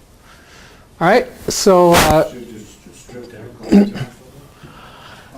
he didn't want to strip down because he was, I don't know. No, it should be. If you got, yeah, I mean, if you got chemical on your body all over, I would just go naked. I mean, I don't, If you want yeah, it'd be kind of embarrassing. I mean, come on, but I don't know. I just get in the shower and worry about modesty later on. Yeah, I mean, it's up to you, but you can't tell somebody get your clothes off. That'd be weird, but you can't say get in the shower. So I'm gonna leave that one to you guys. Yeah, it'd be better to be no more clothes because Soaking through your clothes- clothes, you take your clothes off. clothes retain chemicals, and sometimes, honestly, with this individual, you could see where the clothes were left on and where the burn marks were. So I would recommend it, but I wouldn't tell you go get naked, get in the shower. But it is highly recommended. Get in the shower and then take your clothes off while you're in the shower. Yes, yes. Shower first, clothes off later. Yeah, yeah, absolutely. You get that water going first. Again, I always say 15-minute rule, nothing less than 15 minutes, a minimum 15 minutes. It's not comfortable, it's cold water, I get it. It's not a fun moment, but I tell you, it's a moment where it could protect, it could save your skin. If you ever see somebody severely burnt, it's because they didn't, use enough water and so forth. They just got in and got out and they realized, wow, it didn't do the job for them. So never blocked, right? Always accessible, a minimum of 36 inches accessibility. You never put stuff in front of your emergency equipment, fire extinguishers, eye wash stations, right? Spill kits, anything like that. You don't want to have any of those impeded at all, okay?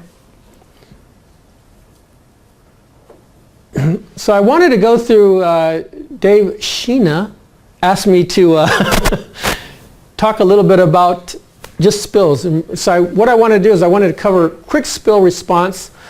You guys, that's actually your picture.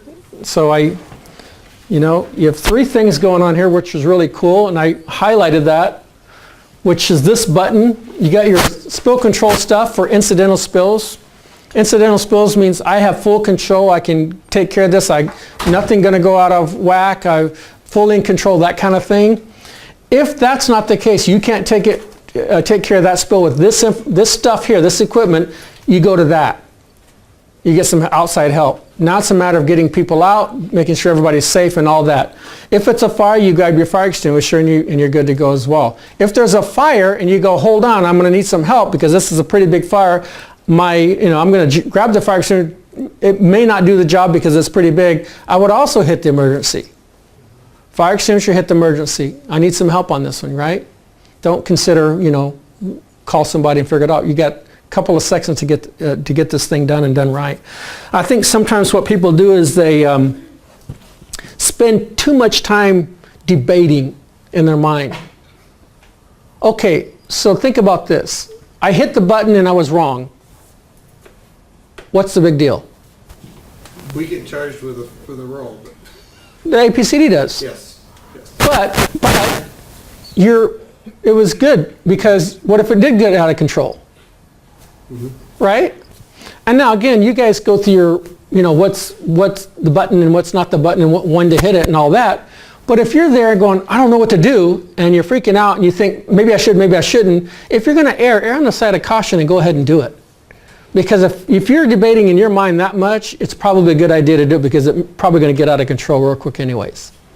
All right? Usually it's cut and dry, right? Usually pretty I don't need no button. This is easy stuff. It's a little spill. I'm good to go. But when it gets bigger than that, you got to really think about it. Don't just wait and wait and wait because then it's going to get out of control. Right? If it gets out of control, then what happens? Well, why didn't you hit the button? That kind of thing. And you're going to spin your wheels doing that for the next 3 or 4 days, especially if somebody gets hurt. Obviously, outside responders from large spills, small spills, you use the local spill kit. Obviously, the absorbents, place in proper DOT container.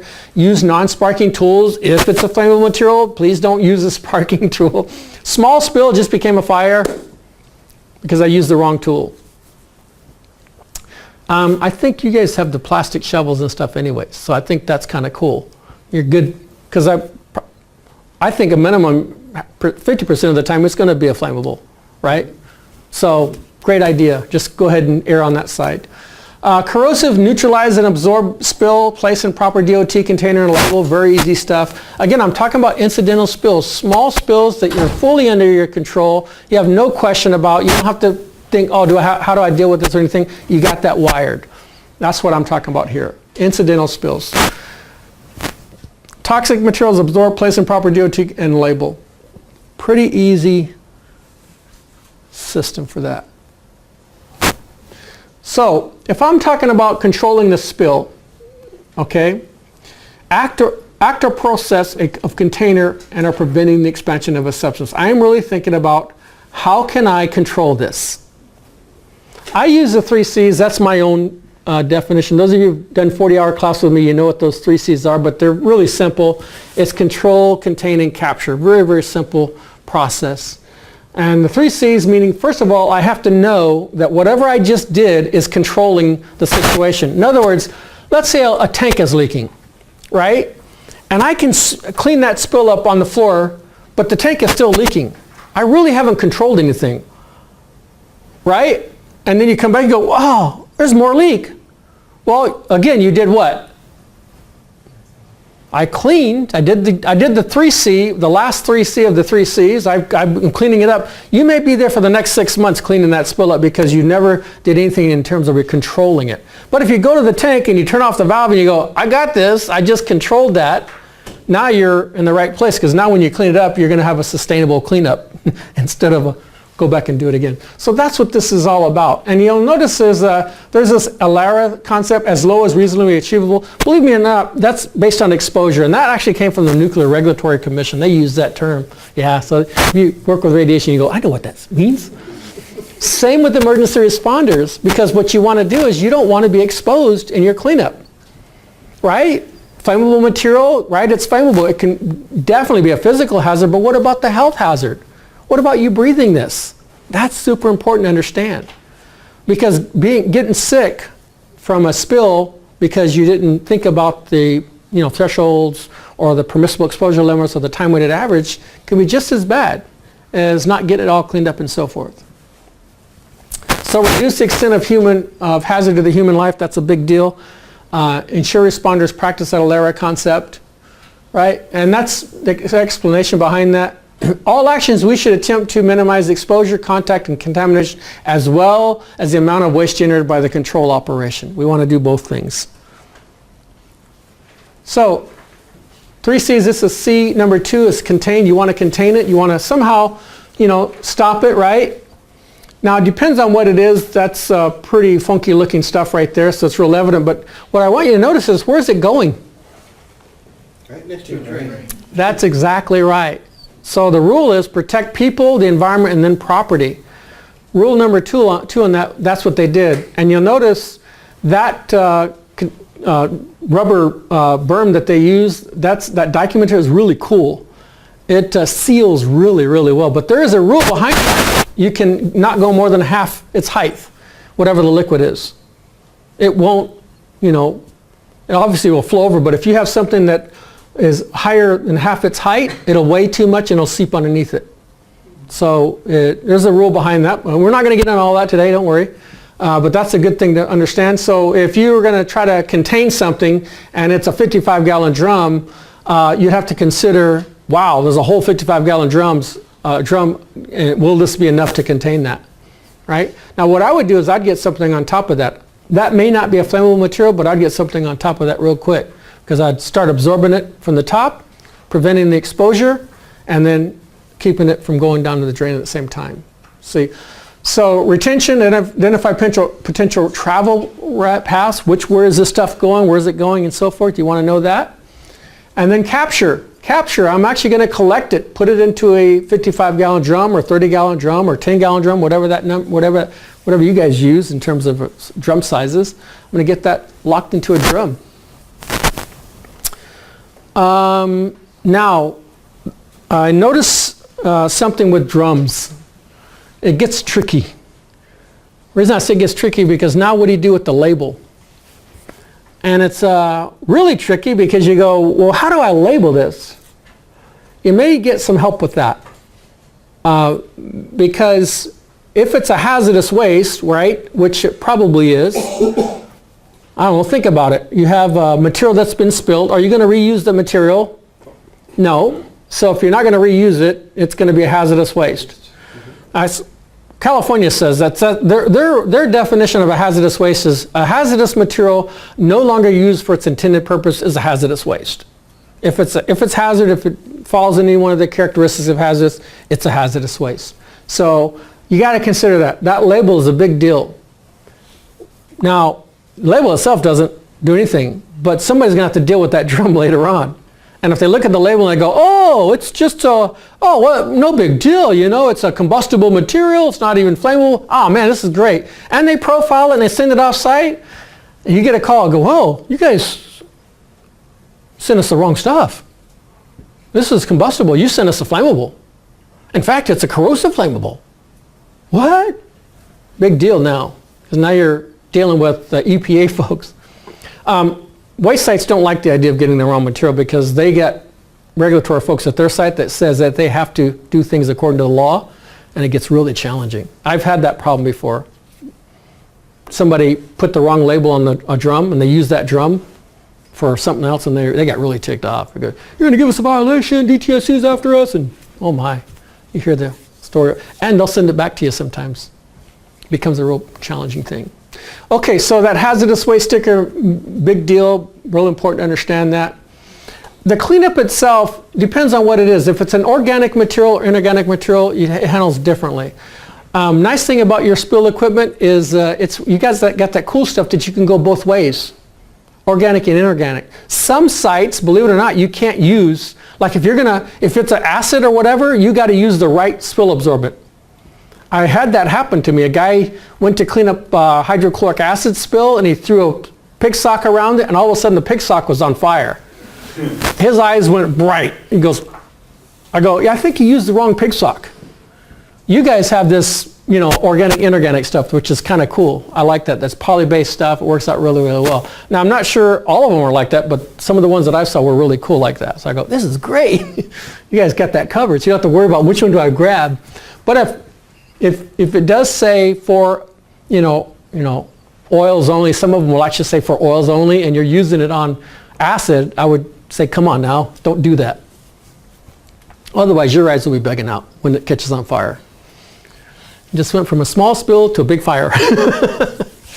All right, does that make sense? Too much, too fast? Fume hoods, talk about that just a bit. Why fume hoods? Come on. I call fume hoods the end all. The reason I call them is because you'll do everything that you wouldn't do outside a fume hood, inside a fume hood. With the understanding of what? That the air takes it away. It's gone. I love that. You think it's gone. You guys have recirculating fume hoods. It comes back. Yeah, you have to be careful. First of all, flammable materials, just because they're in a fume hood, don't mean they won't burn. So you have to be aware that if it's a fume hood that's intrinsically safe fume hood, that's a great one. But don't use flammables in a fume hoods that aren't intrinsically safe. Otherwise, you can catch a fire. Turn the thing on and whoa, poof! Wow, what happened?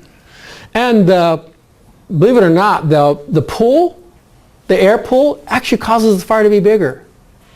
Mm-hmm. Ask anybody that's ever been in a fume hood fire. They go, I don't know what happened. It was a trip. It just took off. I go, yeah, the air does that. You want a really good fire, blow a vacuum air on it. The oxygen just goes to town. It's amazing. Yeah. So I know you pull the sashes down. Yeah. Right. That doesn't always work. You still got a nice fire in there. Your fume hood screaming, ah! I'm not letting it go. I love it. Yeah.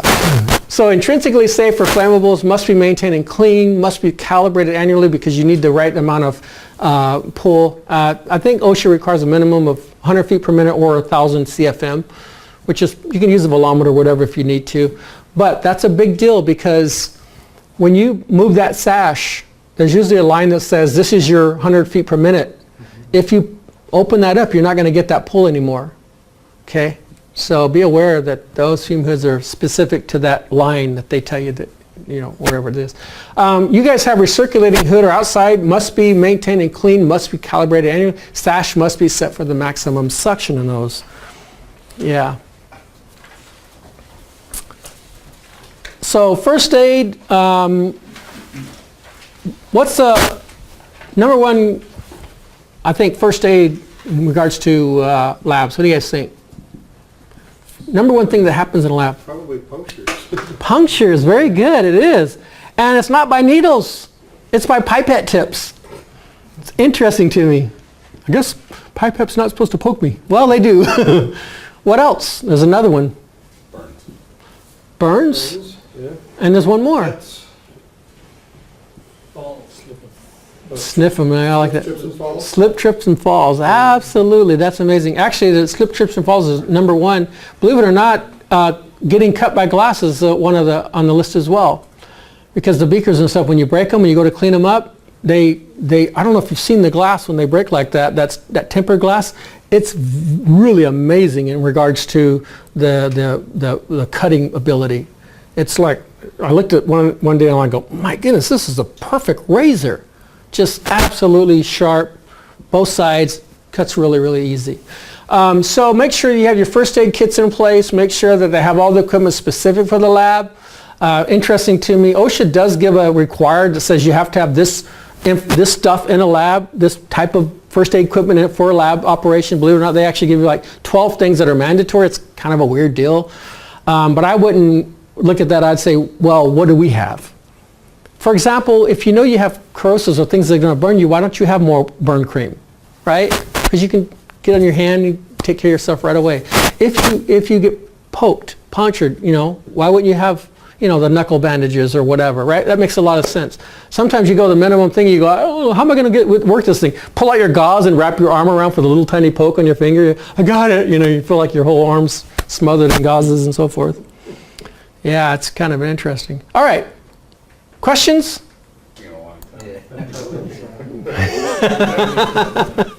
Are you watching it still?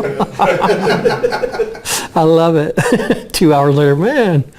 That was a slow explosion, man. Right? I see some poor dude walking. Yeah, there's a couple people walking. Yeah. Oh yeah, everything's okay right now until this guy gets fully on site.